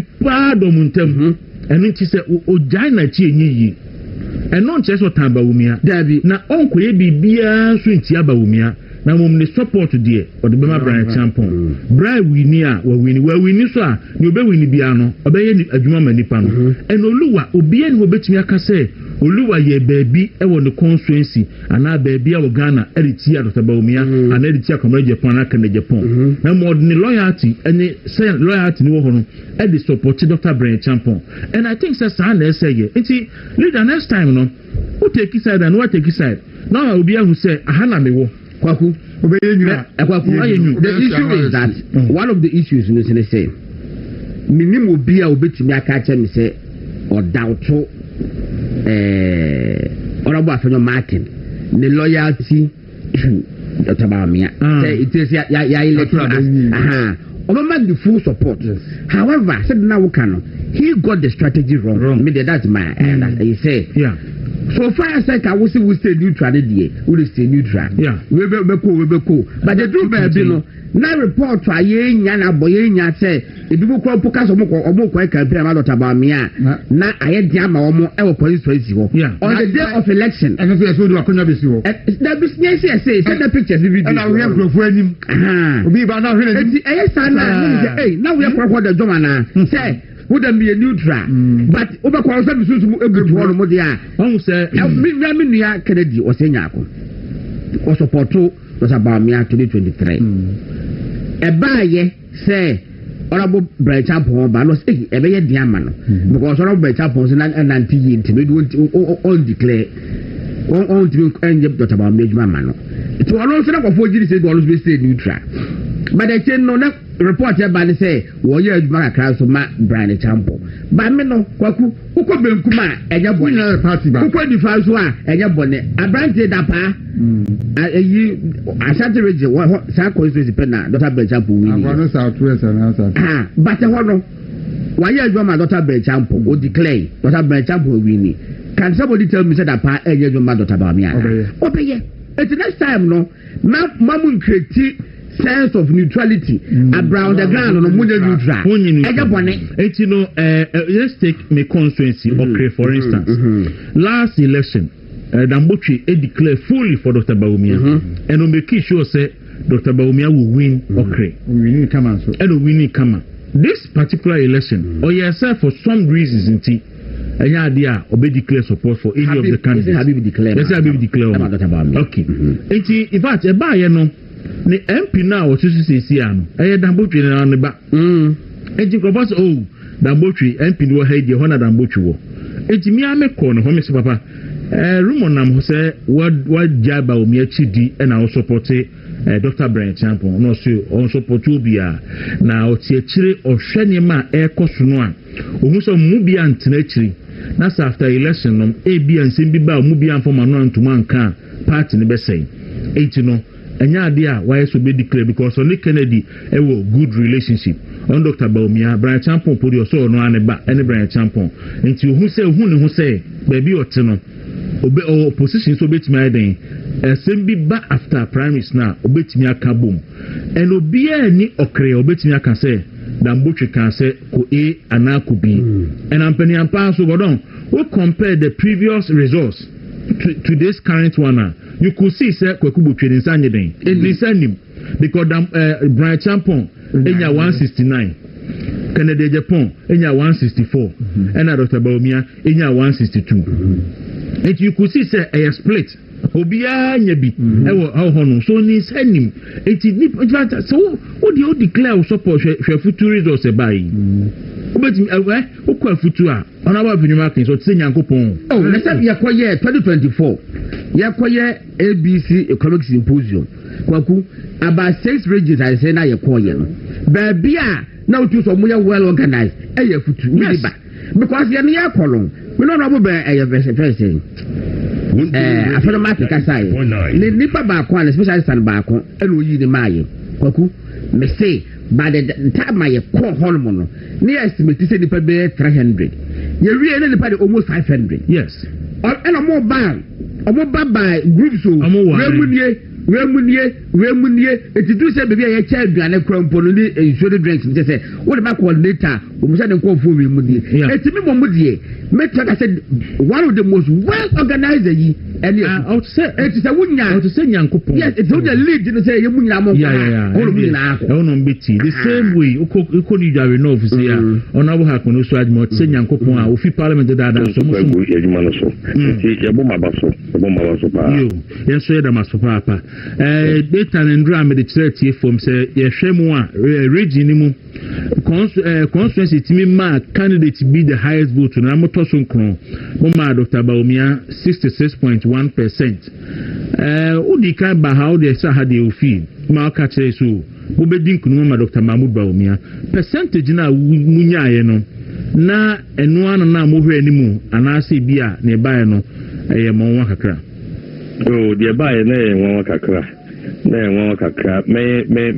yes say young kokora ni 80% because you guys are okay some between 80% me kai pa yes muntam also me one of the first MPs I declare because I'm in more history. I was coming with a backlog. 2023, you know, I was engulfed in a controversy. With me, yes, I feel mentioned to be a Yamikini, you know, Mepemuaka. The Mepemuka, and yeah, the name there to go ground, and that was a between him and Crawford, good in Common, so many India, Mapemuaka, intentem, sir.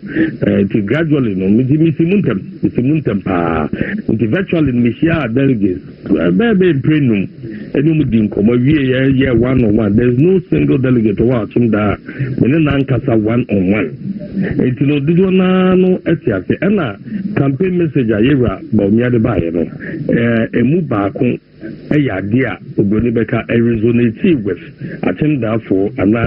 Therefore, no could identify with that campaign message. Yet 10 appointments for each constituency. Because Adia Bakwa, na Adia Bufu, Abba constituency, no appointment.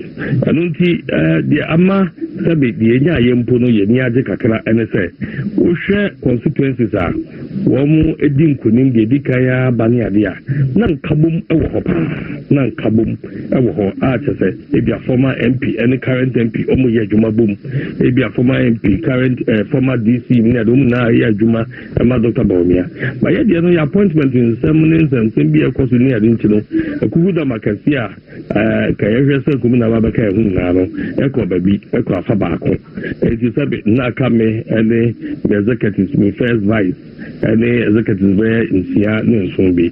But delegates of Womono, Yachoma say, Sabi, and yet, Pesamin Kumina, a Yadia, Prediama constituency, a Yadia, Pre-Ediama party, a Yadia, Pre-Ediama Ghana, into Omontaya Chinian Fadi Pamrefi, Omuchi, who say, Sabi, Yadia, Omukwaku deal before for BHT, Yahan ranking, no senior, Yarankin Noir. That's say, yeah, bombarding papa, because from first start, that collaboration was there. But I think that we had a former MP not with us, we had a former MC not with us, we had the constituency chairman not with us, we had some of the executives not with us. And confirm pa, almost say, almost a person who bought DMB. You need to say, and also be a DMB. Omocrano were keep TIA because Yen not was here quack. And executives been the almost we should say DMB really national. But I think that the these are dynamics that is the same before no moon say a moon because if you are bringing along Nipebia Honoma, the one cell constituency more, a bit Mika, MP 1 near to Abbey. Now, soon a customer in Quadia Kiento, a customer in Quakiento, a customer in Quakiento. It is that person look at on Transenka Kama, Nihuan here, or see, not just any obey Jumama, Mono Muhatro, but by and large, we are counted among the few I didn't say, Nkunulewe edikan aba isi region so di mobom homodin ma baumia edi nkunim ewo ho ne asi nyina si awo na o chairman asi wanchu kakra ba muntam benim se ababa sawo me ahodo bebre going forward ofo se Dr. Baumia any more MPs amudi claim support any party members nyede na esamoye oh the LCA say I extend the olive hand to everybody because constituency as a way yes I have do I bet last year elections and we lost about 6,000 votes but sabi ya na se bi no agene say what there ne person ya no ye o fan ho say when ya the openti Dr. Mamu Baumia lusu around MPP lusu ni abia entimi ntwentwen so sa ye be ko yanim na ya confirm ayajuma because you see delegates not here say and yet ubi na say or appointment into odi Dr. Baumia chi ko bi ade maka me ka kire me constituency say listen order mama yan toa the whole Ghana beto mono candidates are Muslim dio mechino omu wini say oma wini a na say Ghana nyina no Dr. Mamu Baumia wini a ye ho beka enya say tan obi they probi asem but politics there who muso be din kunim nti baby am gina no me hunu say Dr. Mamu Baumia na be wini nti enta na chi e fa ho de enta na chi nti na delegate say MP Kayampa I said that Dr. Baumia wa twi omumu na say yes obi a penasem nti yen delegates a party ni see na so yen party who are no mono yen na party ni dia no yen hwe say ye be yele ho ye adwuma na Dr. Baumia e be to be the president because delegates do not anya adwuma in the last election but then no share the kind of ahode of the chenwa we did this mbeye adwuma ema 2028 etimi ababeno. All right, honorable yeda say mo ayiko nso mimi ja kwan ma kominu say mo bo aba mo ne parliament ebetra say what are your expectations parliament ebe? Oh, sir, I early days yet, ye dear, second session as you know, say, near my baby, one more, you better discuss it. But I know, dear, I first day after the elections, we did say, a better fraternity exchanges near the and Kabum, the Shafi Parliament. You heard ye, but yeah, in everything I kind of boom. Now, ya just say, couldn't get in idea. Nipa MPs Kaka, one more Amaya Fano, and Yadia Bia, a behagme. Yabemo who say, in an eating community, Dr. Mamubo, because what is the essence of becoming an MP? Only Abemu, and no Yadia, a Beshem crying, you know. I say a bit me a month for Enya Omohuntia to say, Nana, a prayer, and in Nana, you winning, MPP, you winning. Then a bear more fraternal, Kaka, Nafi, businesses, a woman of Nafi, Eddie, all right. On our way last week. Because of him, only mean person better. Ghana has so for way back, or now he way back, when I weighed the way Malam way back, now weighed the chief man way back, now weighed the way back. About said this flag bearer. There be me knowing who Dr. Baumia is and how what say I would choose to Dr. Matupoku Prempe. More than a year earlier. We knew that Baumia befa Dr. Matupoku Prempe. And so for and capturing for one why and he for that day at bay 4 years in one million and Dr. Baumia knows what he's about. His running mate is not in doubt. For me, there's even a presumptive running mate already. It's a million chance. It's a woman. Victoria, you know what the piano for sending a message. I say good morning, triplets. I go have a wonderful day, please. But I say yes, I support what Dawuro is saying, especially on the parliamentary election in the orphan areas. I say, I do pass. Ubinsu can say, Dawuro can say, when you have free more, you say, Uncle for your man, we say, as our practice was say, Hopsy and code, dear.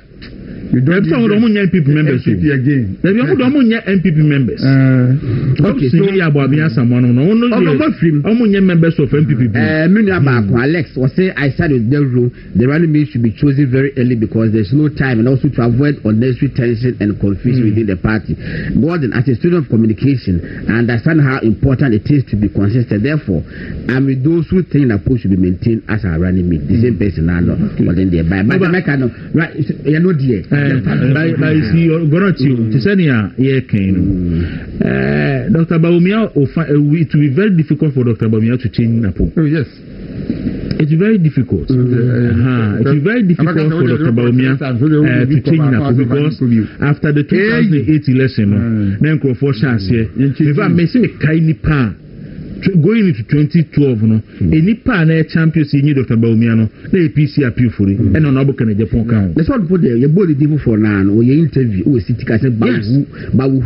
Now it's not been a while there, but was say, bring everybody on board, shouldn't come with conditions like I need 500 million contract every year and all those things. And before making ridiculous claims, you know, they say, okay, all of you look absolutely great. Okay. You don't must see the Gorosan American. None of Panay, one year be Chomusana, Chum coin. A question, Yana come free solos and Aquasec. We don't want branch arrested you. I want to come out the door all the time. And everything. Baby out done. Just an interview said one. Okay, that's why now we so when we okay. The Beckham so as me a coming quan. And when they do who yabba now we see maybe me say Dr. Baumia so now can clear in his mind only put in the bay running meet a cha and fahima and chensua and fahima intino or share no share you know any about could be say he may be dead and a year a no aboni panidi na fe the partner fe the hospitaliden he say a flag bearer he say obi anyu flag bearer who be say what toy wo into running bit no so hospital idin yes, and then that's not chairman. And then say. It will feel about high D. I have through and a high D. Look around. elections on Ubekui, they should look for competent people to man the party. To run the party. Yes, they should look for competent people to run the party. From polling station to a look, and Kofani Pa, who knows a delegate instead of polling station executive. Yes, that delegate didn't go for him. Now, Aussie patronizing. Omokwa and the money a trying or be a trying to get a friend in constituency. And my party. Obi a owning our phone, you have to primacy and Thomas Simmons, Memea coordinator. You see, I just your twaba. What I say, Memea coordinator. I have an initiative. Na enunsi no oni pano so na osobe yi me wa wunim say bia say nipa no ontimi nye coordinator no ontimi nya nti at the end of the day ni bewi na eya hwe anka ya nwa godon ofa polling station bia e bia nipa 800 no ho godon so wo vibrant polling station executives a nti omo ntimi map 800 voters no ehu say I say me we ehu say tio we nipa 800 no emu 300 MPP4 emu 300 ANDC4 aka 200 yeni mediomu ni achedi mu no munya aduma 300 mu ni o machi fa we ni enya ho mo so mo de mo to abayi party panyi ya no pelo mu ho mo ba mu ho mo say ye aduma wo form e the press support e ma party no omu ho mo sa and you see that's the reorientation I was a party for the may be at say ye to ba ma so a police station executive we a coordinator ye nkasa beto abayi constituency chairman ye na obi di wo semu no or say me do wo semu ye beto abama nti ne dia a obey nyina it's right from the outset and no one odi akosim eye me de say one man vote ne ba afei die Kwaku me da ase so akasa committed people na beba nyame adomo na party no yevie saa ni ma to abani nyina avia wo se party ni nya be 3 months na executive no team for this year every January ho ko say pe one man some start registration and so making sure so much registration ya show obia di wom we this 6 months ni awie ni ya that be e ko to abayi na executive sa do me kwa benya MPP betimi enya enipa 30,000 and now 20,000 na almost some year MPP for o ma register 20,000 no nyamu 15,000 na say o ma tio mu di with the bia ye kwato aba manipa 15,000 and kwato aba that's all manipa 15,000 and kwato aba so omunia yi bia sa de tie but say ye be continue with this delegate system ya no die Kwaku ye twem I say twem e ma pen mu bia ni one man I say to be na no ba say oh e sa de be ma NDC for ba select obi ama ye anya no kure a lazy man's approach lazy man's approach no no kure o hwa NDC for omo bie mu sa na chi omo san close the reason is that omo every our registration and a bachelor say obi di obi beshim and obi fo bi share listen okay awukuba what registration and the people for me say and this for register and na make sure say sisi aye ba be call and this for to boss ye ba be call akoto aba constituency and parliamentary candidate election we anim say me ambition say me di MP work here unya bi na so registration pa me na fofo when this mu nyina me ko for the protest anya conspiracy me ko me ni crowd for the edi ko sim na ko no crowd for say obi so onu afa no be say ye onu afa no be reason and na wona wo say Africa e be ban national yes wo di obi ba onya MPP ni aso o for the number da bi omu do mu sim na hefa na ye fi ba eni pe ni conference amo ko ya abom na na mu de profession MPP for the I would NDC ni bad ya come out this year ya to abawi ya to flag bearer next one some years to come Kwaku obi wo ambition china na se ka se ni register in parliament ko ba obetimi di obi aba beshim babu sa wo se enipa no do asa wetu no ba beshim ya omo ja party for to the extent they say you no betima influence the ultimate he say flag bearer one say ya album no de wo ya eno ye executive positions internal ya na very difficult to influence bebre but we no obiem say generally obi ai meto aba fa na se me ho me polling station Okugu Impaired the polling station you were about close to 900 registered voters polling station sa 900 no omudu do sign na obetimi aka say we ndo mu nyina MPP fo obi on mo sympathizer obi on mo beto na bakeke say MPP no ko simple yes see they do have MPP members in good standing. They don't even say the panel good standing. Now the panel Rabi unya register na you dem in good standing. Rabi o something I'm saying about registration say your registration now you want your tier dues. I want you to be able no. Now no election be e ko. Election be that's where MPP. Ja na election be ko so krumu ha say.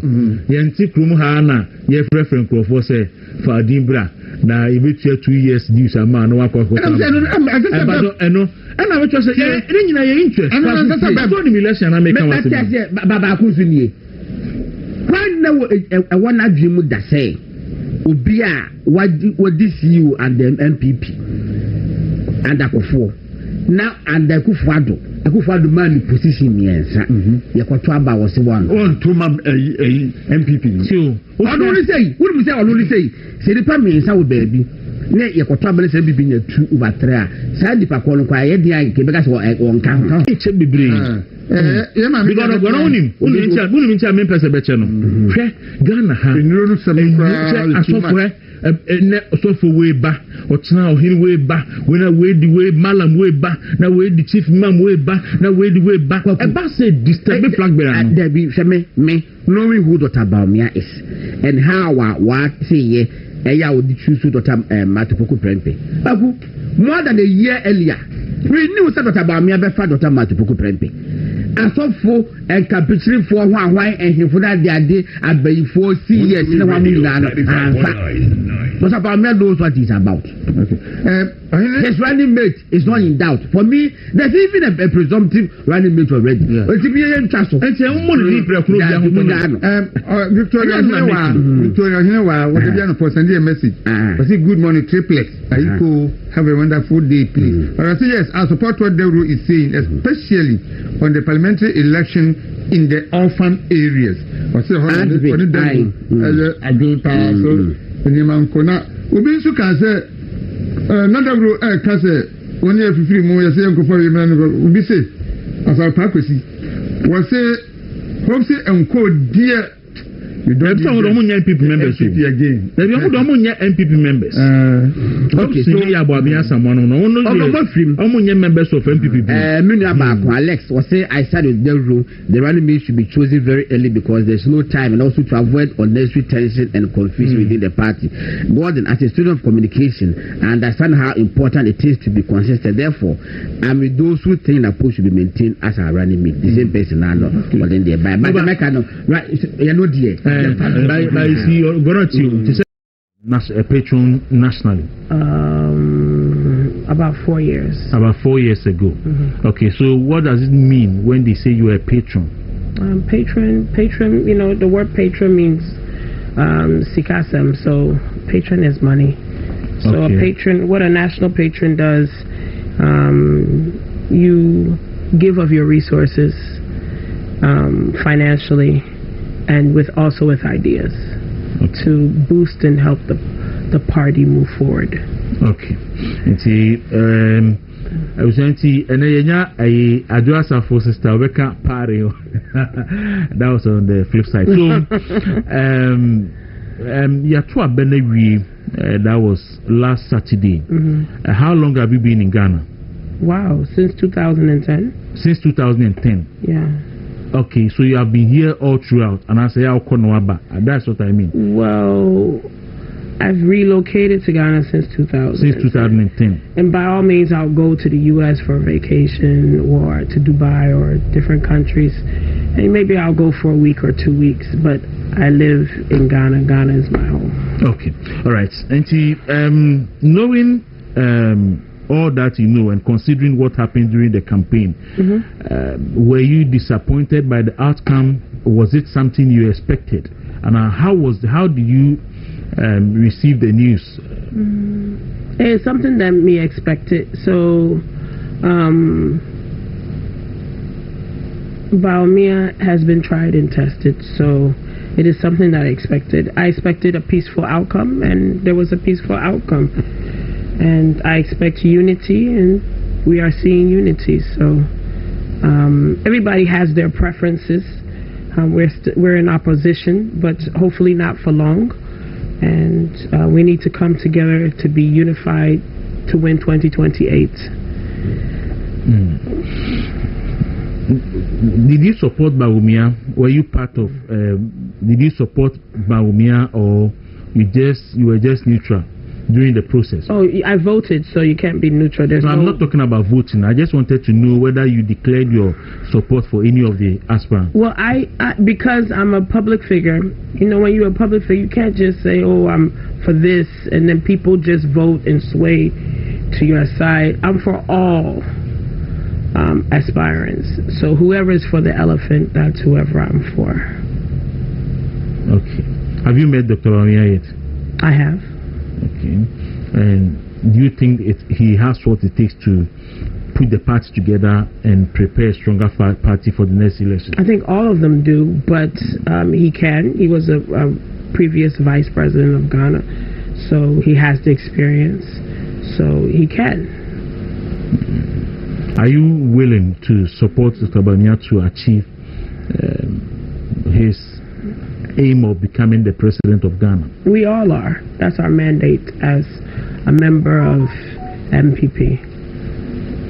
So we have to support whoever is in power. The people have spoken that Dr. Bawumia is the flag bearer for MPP for 2028 for the elections. So we have to support and rally behind him. It's not about whatever someone else wants.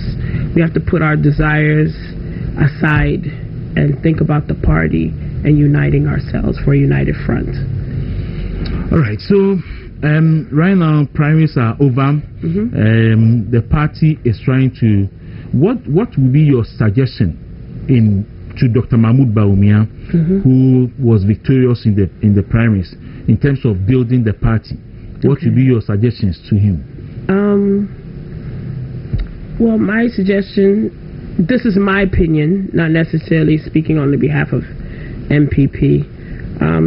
There are some people that are critics, and you heard the different things that people are saying outside, talking about religion and so forth, and they should put those aside. I think Dr. Bawumia needs to regroup and rebrand himself so that those people that are critics will buy into the agenda or the idea that he has, that he's able to lead. So he needs to be able to gather those people, and so he can move forward. I certainly, we as we can see already, we see Dr. Bawumia doing that. But there's the other side of the coin. Those who also contested and lost, they also have responsibility. What do you also have to tell them in terms of coming together and building this party? Well, you know, they didn't technically, they're not losers. Do you understand? It's a contest, so there's only one winner. And unfortunately, he's the winner. So everybody's talks is about unity. I'm not hearing anybody giving any talks that are contrary to that. Everybody's talks is about coming together to get out of opposition. So Ken went for it and saying, take cool, he's been through this before. Brian was the first person to congratulate Ken, and also came on several media houses to say that his heart and his body and his mind is for the party, and we should come forward into unity. Everybody's talk is unity. There's no fighting, there's no anything. So there's nothing that I can say any more than what they've already said. That's fine. So you think the NPP is on the right path now? Yeah, we're on the right path. So now we are going to the polling agents in different various positions. So several elections will be taking place this month and to the next month. And so let's see what happens I'm happy, I'm confident, and I'm proud that I'm a member of MPP, and I think things are going to move forward. So, what kind of leadership do you think the party need this time, from the polling station to the national level? What type of leadership do you think the party deserves? And do you think the MPP is ready or capable of producing that leadership? Can you ask the question one more? I mean, what type of leadership do you think the party need from the polling station to the national level? We need transparency. Right now, as many people, as we all know, some of the delegates feel that it needs to be some type of tipping system, some type of monetary system. And I understand where they're coming from, because some of them tired relentlessly for the party. They don't receive salaries on a monthly basis. Sometimes they feel forgotten and so forth. So I understand that. So some people feel that if I give 1,000 cedi and then Kwaku gives 2,000 cedis, my vote is going to the next person who's giving the 2,000 instead of maybe the 1,000 who is more competent to lead. So we should dispel and stop the tipping so we can get better leaders to ensure our future and winning 2028 and every subsequent elections coming forward. You are talking about the monocracy in a democracy. Certainly it's going to play a role this time around too, because it happened in the previous one, but the impact, I can say, was minimal. Do you have any intention of contesting in any of the elections, from polling station to the national level? I do. I'm vying for a position as a member of parliament for Asante Mampong. You want to contest? Yes. For Asante Mampong? Yes. Have you been to the constituency before? Of course. Have you held any position in the constituency before? Not within Asante Mampong, but I've done over 40 projects. I've pumped in over 40 billion Ghana cedis within Asante Mampong. Over 40 billion. 40 billion Ghana cedis. My own money. In Asante Mampong. In Asante Mampong, I can name a few. Is it private investment or for the party? For Mampong itself. It's not. You see, when you say party is what? For the people. No, there are projects for the party, and there are projects that's in your personal. It's not personal investment, and it's not personal investments. So what? I don't have a business. You don't have a business there. So what is your investment? My investments is I removed a boiler for over 40 years from Asante Mampong with my own money. Used my own machines. I removed the boiler inside the town of Asante Mampong. It took me 10 to 14 days to remove this refuse dump, because I felt that those types of dump refuse can bring cholera and health issues, and people are living next to it. So I removed that. Boreholes, my 2 boreholes were Asante Mampong, like at Kofiasi and Apa. I've built schools. I've refurbished and renovated schools. I built hospital wards in Mampong Government Hospital, 1 male and 1 female ward. I've done so many things. It's numerous.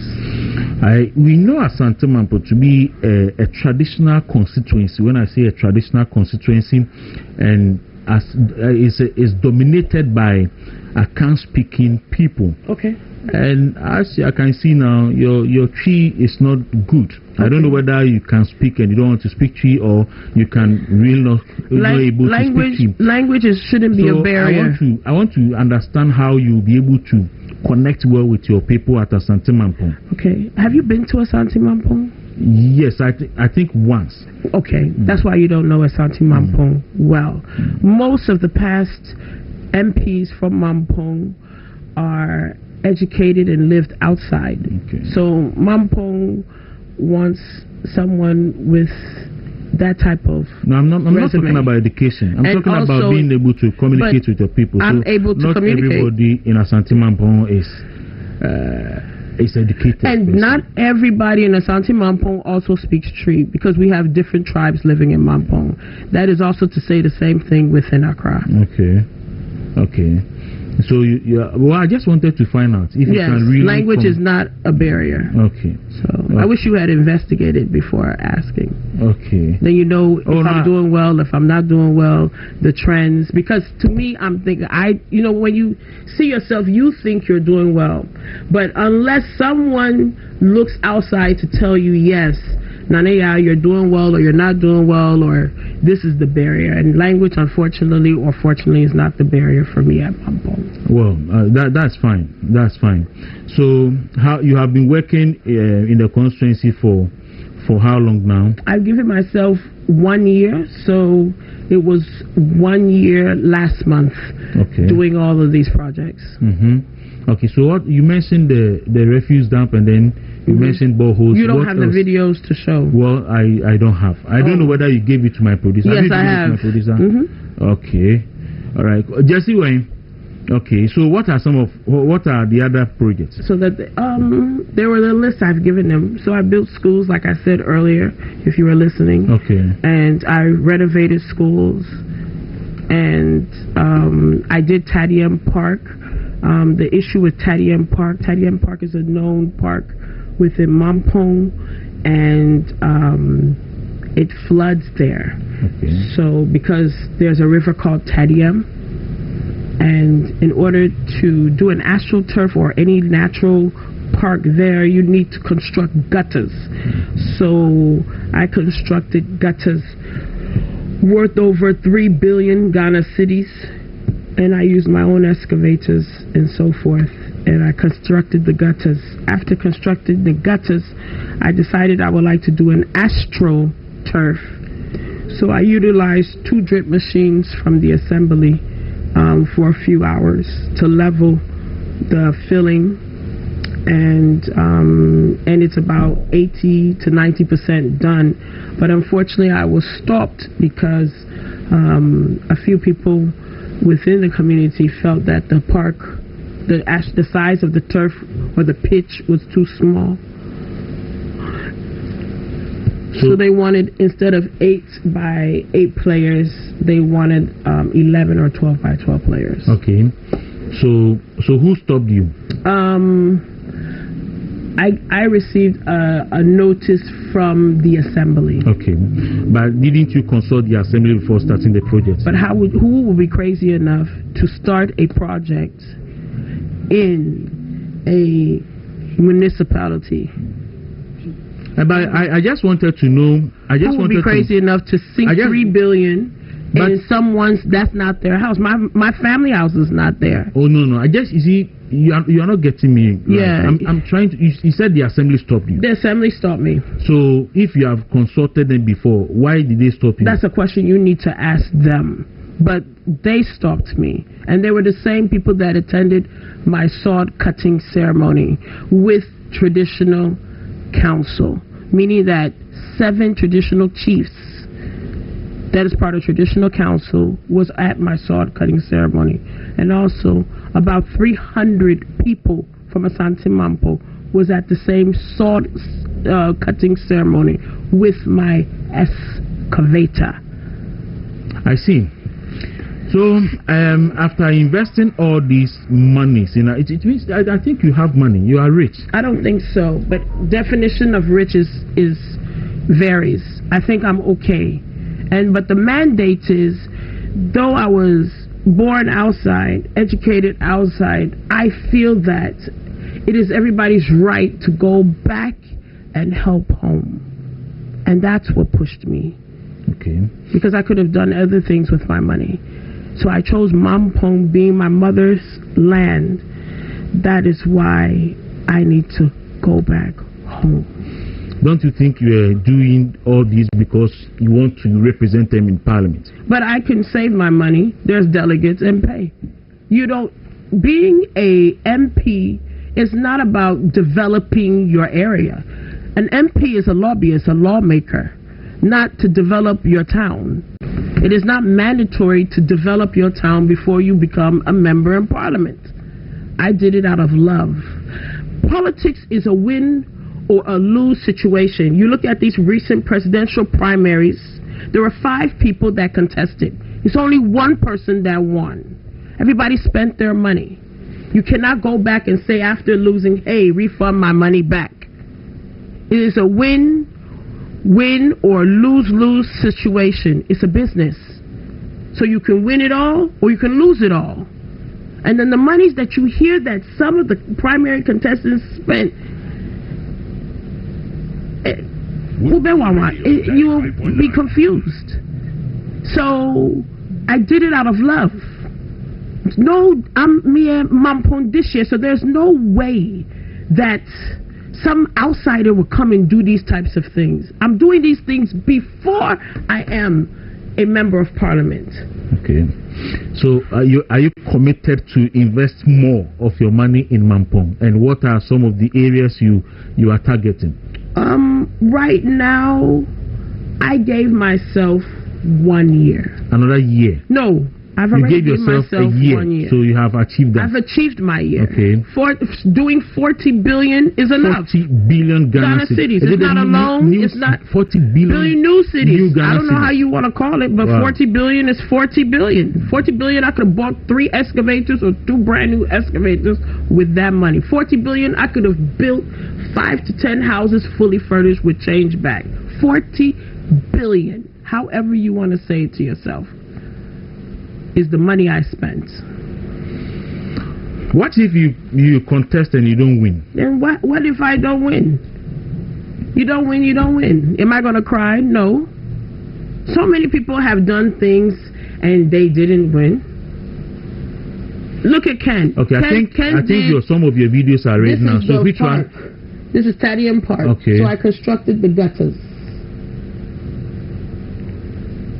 And I've leveled, you see, look at the machine. I've leveled the field, the pitch. Look at the state of the park.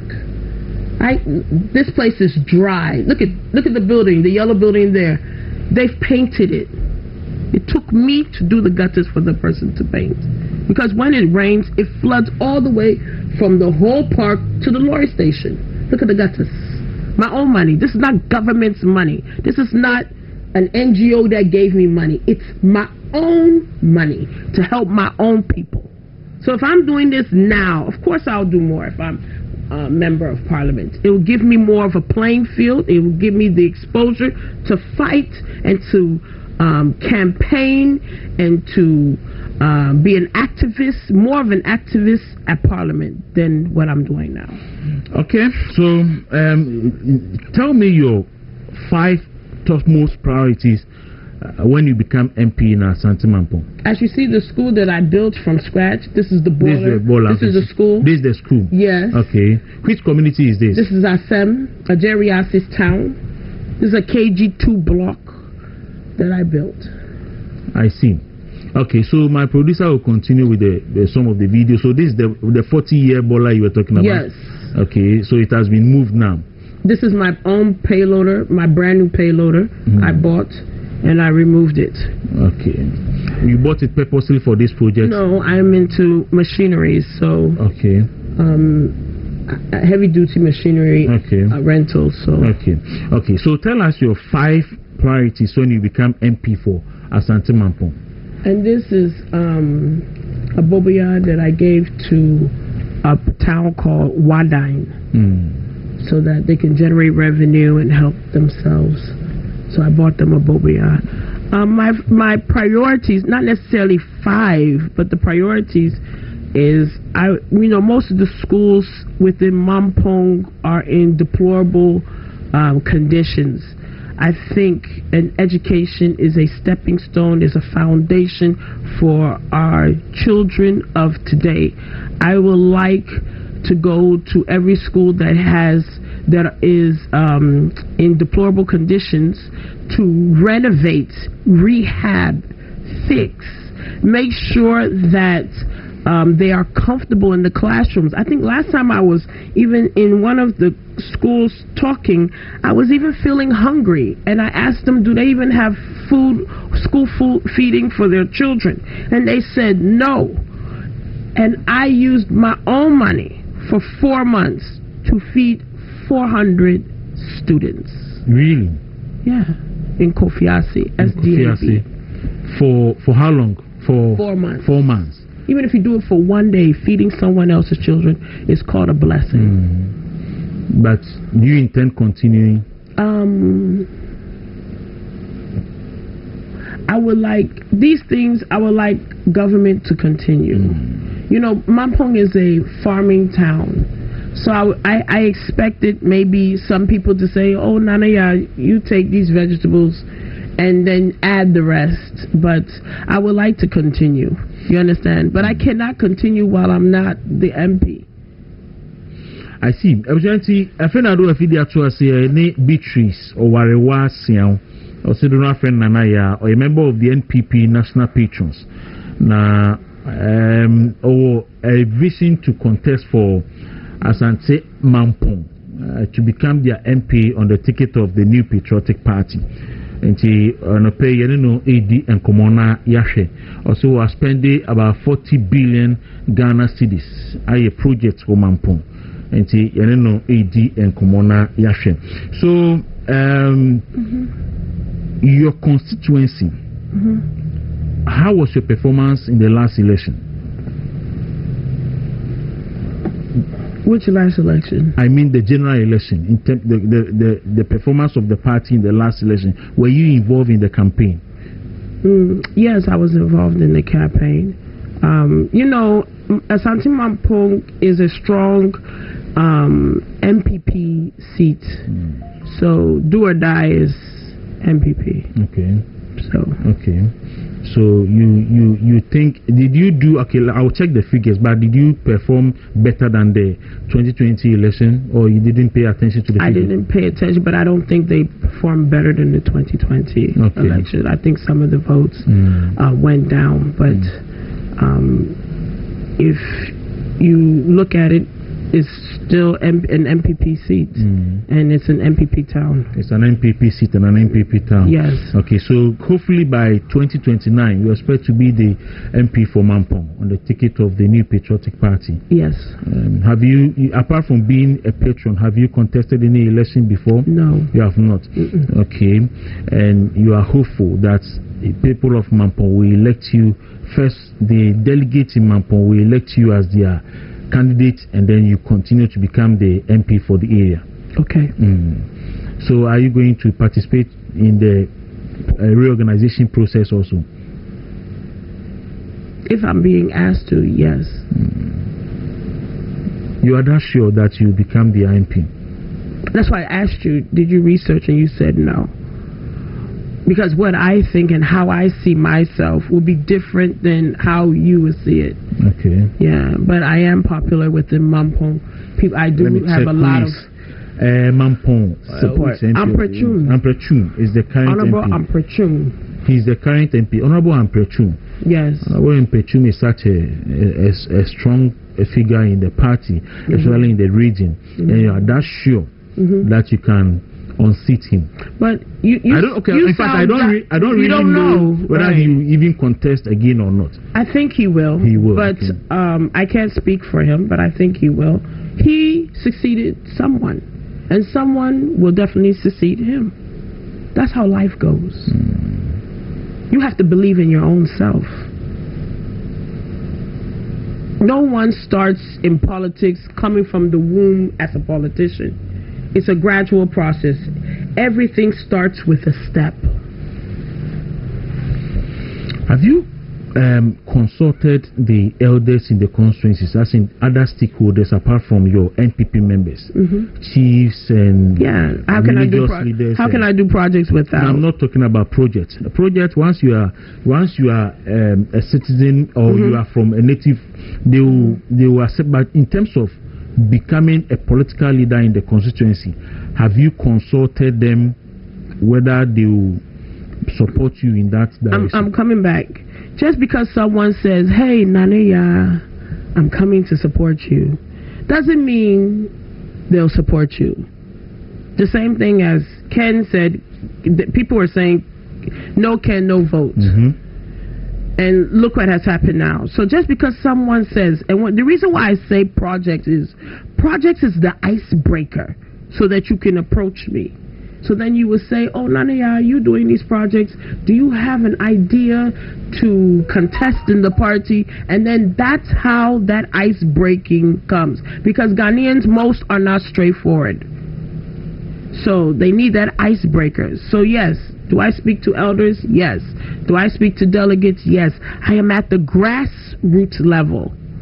So I sleep at delegates' houses. I sleep at assemblymen houses. I get down from my Land Cruiser. I don't act too big. I don't go there with my G-Wagon. I go straight to them and talk to the people to assess their needs. That's how I was able to inject 40 billion in Asante Mampo. When Nana Dasibre II passed away, I got down, walked in the town, also assisted in the cleanup exercises, cleaning gutter go, where people defecate and urinate. I was there, cleaning, buying water, buying cocoa. I could have been at home. I could have sent Momo. But why is Nana Ya there? So Nanaya has been there for Mampong, and you think Mampong also be there for Nanaya? I think so. Okay. Think is different than knowing. But you know so, or you think so? Okay. Think is different than knowing. Yes, I know. And see, as Asante Mampong, my next MP, God willing, and money no AD and Kumoin. And see, so you voted in the last election. Once you're part of the national patron, you voted, right? Yes. No, okay, that's fine. I voted for presidential election. I voted for Dr. Baumia. Okay. Yes. Okay, you believe in his vision. You see,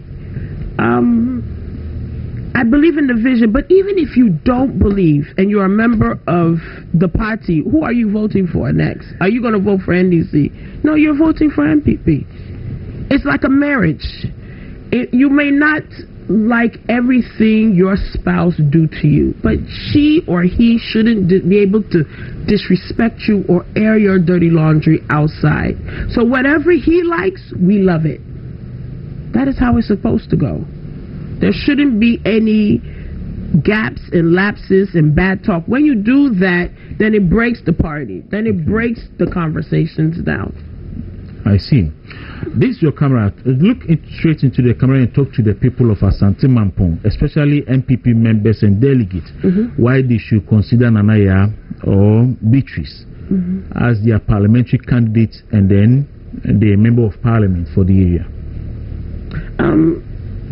I would like to first of all speak to the people of Ghana that in 2028 we need to throw our support for Dr. Baumia. That's first off. We need to vote. Those who are not registered to vote, please, I beg you, register to vote. And then do the needful and get a party card. And then from there, pay your membership dues, because you must be a current member in order to vote. That would be my first bid to all of Ghana. Not just necessarily MPP, but with any party that you feel you need to align. Because our forefathers fought for our freedom. Like Yasantua, Rawlings, all of these people, all of these presidents that we have our freedoms and our democracy today is because of voting. Second, with Asante Mampong, I'll be there on Thursday. I would like to thank all my supporters and even those who don't support me. Hopefully that I'll be able to bridge the gaps. And if people feel that there are lapses within me, I would like them. I have an open door policy that you should be able to come to me. I think every leader needs to humble and avail themselves to the people. If it's all about money, then who is voting? Money, then you just pay and go. But it's not like that. The people need to feel you, love you, understand you, feel like Nanaya is a part of us. And that is exactly what I've done at Asante Mampong. Nanaya. Nanaya Papa B. Nanaya. The Chino won't take crown. You are speaking in tree and I answered you. No, I'm not. Me won't say, not asking whether. That's what means won't means you don't understand. Okay. That's the English translation. Me say it won't mean catchy crown. But you heard me saying some words in tree, so you know, I think that is my weakness.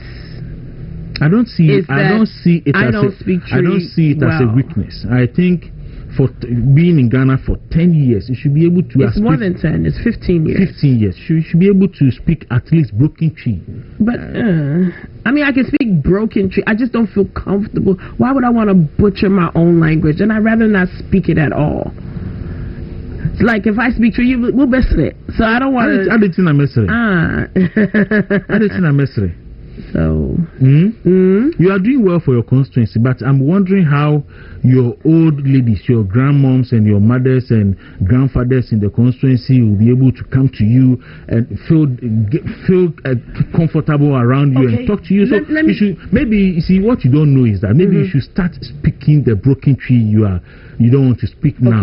So when you try it by, let's say, a year or two, you'll be perfect. It's better than so me can cry. But even the old women, if you can believe this, one day I was at Chichire. It's a town within Lampong, around Yonso, and there was a group of people washing my car. The chief there, we went and we had some discussion. And there was a very old woman holding a walking stick. And she grabbed my arm and took me into her room and said she needs to bless me, that one day you will become the member of parliament. I felt that I was so honored. So if she understood that Nania is coming, then that means that people are understanding. I thought that was a remarkable thing because I lost both of my parents, my mother and father, so I felt honored. So Nania has I've touched people, I've touched lives. My name is Dawuro. It is not now I'm looking for people to hear my name. I believe your station called me. Now, looking at the things you have done a lot. You have done for the constituency. But I'm proud of myself. Certainly your name will be there. I'm proud of Mampong. Considering the things you have done for the constituency, certainly your name will be there. Yes. And people know me. People have access to me. And people, all sorts of people come to me. And I shake everybody's hand, irrespective of who you are and what religion and what tribe. I believe we are all one people. Me and you. Sure. And Nipa Bakupe. Sure. Nanaya.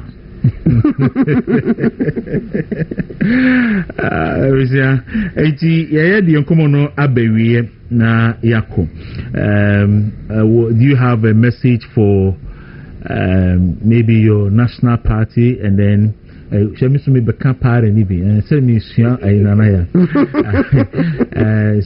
what message do you have for the party, the national party, and any other person listening to you? Oh, but they know the message. The message is all about what? Unity.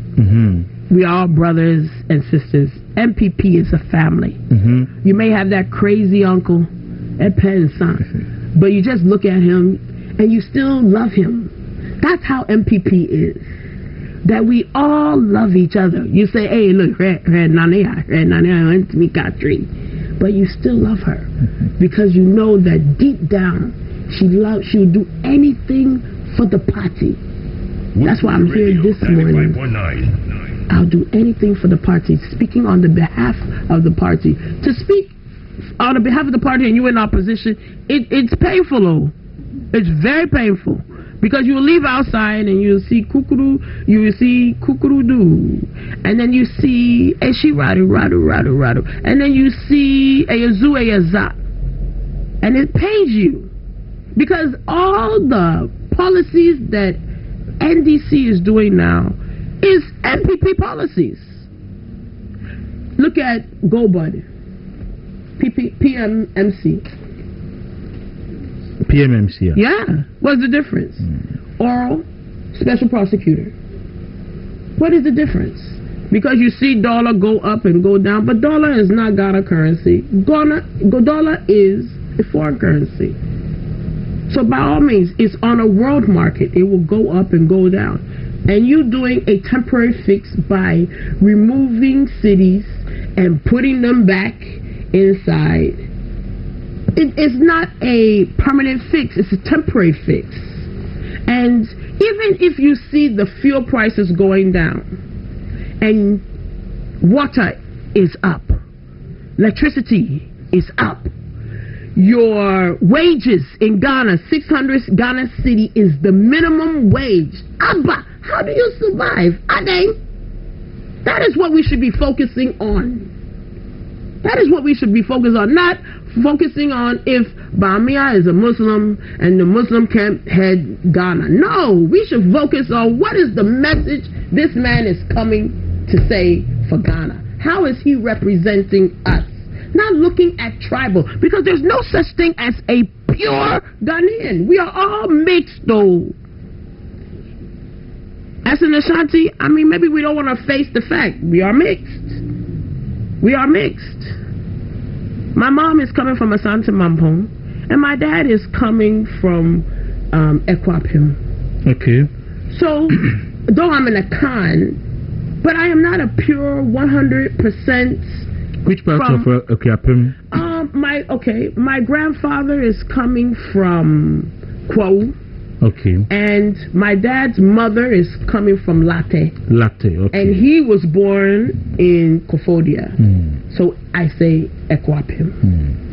All right. Nanaya, yes. Nice having you. Likewise. Okay. You're trying to push me against the wall. Oh, no, we are, in fact, we are. You're trying to do tussle.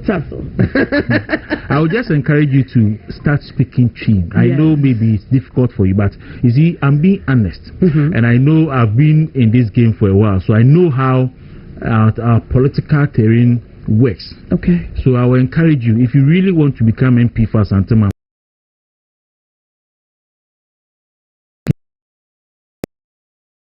born, breaded, acceptable. So please, I will encourage you to start speaking tree from now. Whether your tree is broken or crooked or zigzag, you should start speaking tree from now. So by the time you'll be on your campaign platform, you can say kukudu and not kokrolo. We are not so that people can relate. You see, people just feel intimidated by the English. I'm being honest with you. There are people who may not be able to come to you. Hey, mami on teach me kono hu me ko kanisin. Achimota for na bakabro for edibishom.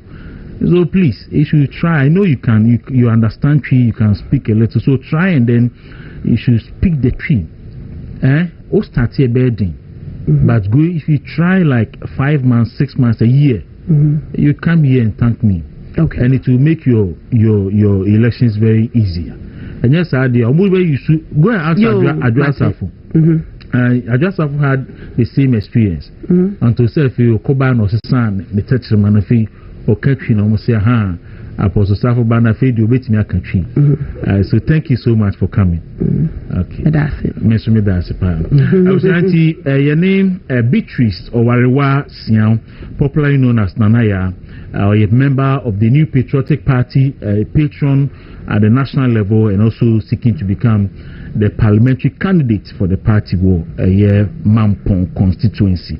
Ebeshe said their Mampong 4 ebeto ebrenya fena party no start reorganization for Masiona yashu baby Kwaku. But senior all candidate the project ni ma wayewa with her own money. It's what you say abona humodin pa. Bedi Kwaku Dawuro Kwame just me producer and Gordon Asarbidi Akone da Severin all that. Ura Christo Kwaku, Eric Martin ne Alkaline no nyina medomasi. Movement TV online.com fonso asida ye modia. Yedmu si hasi na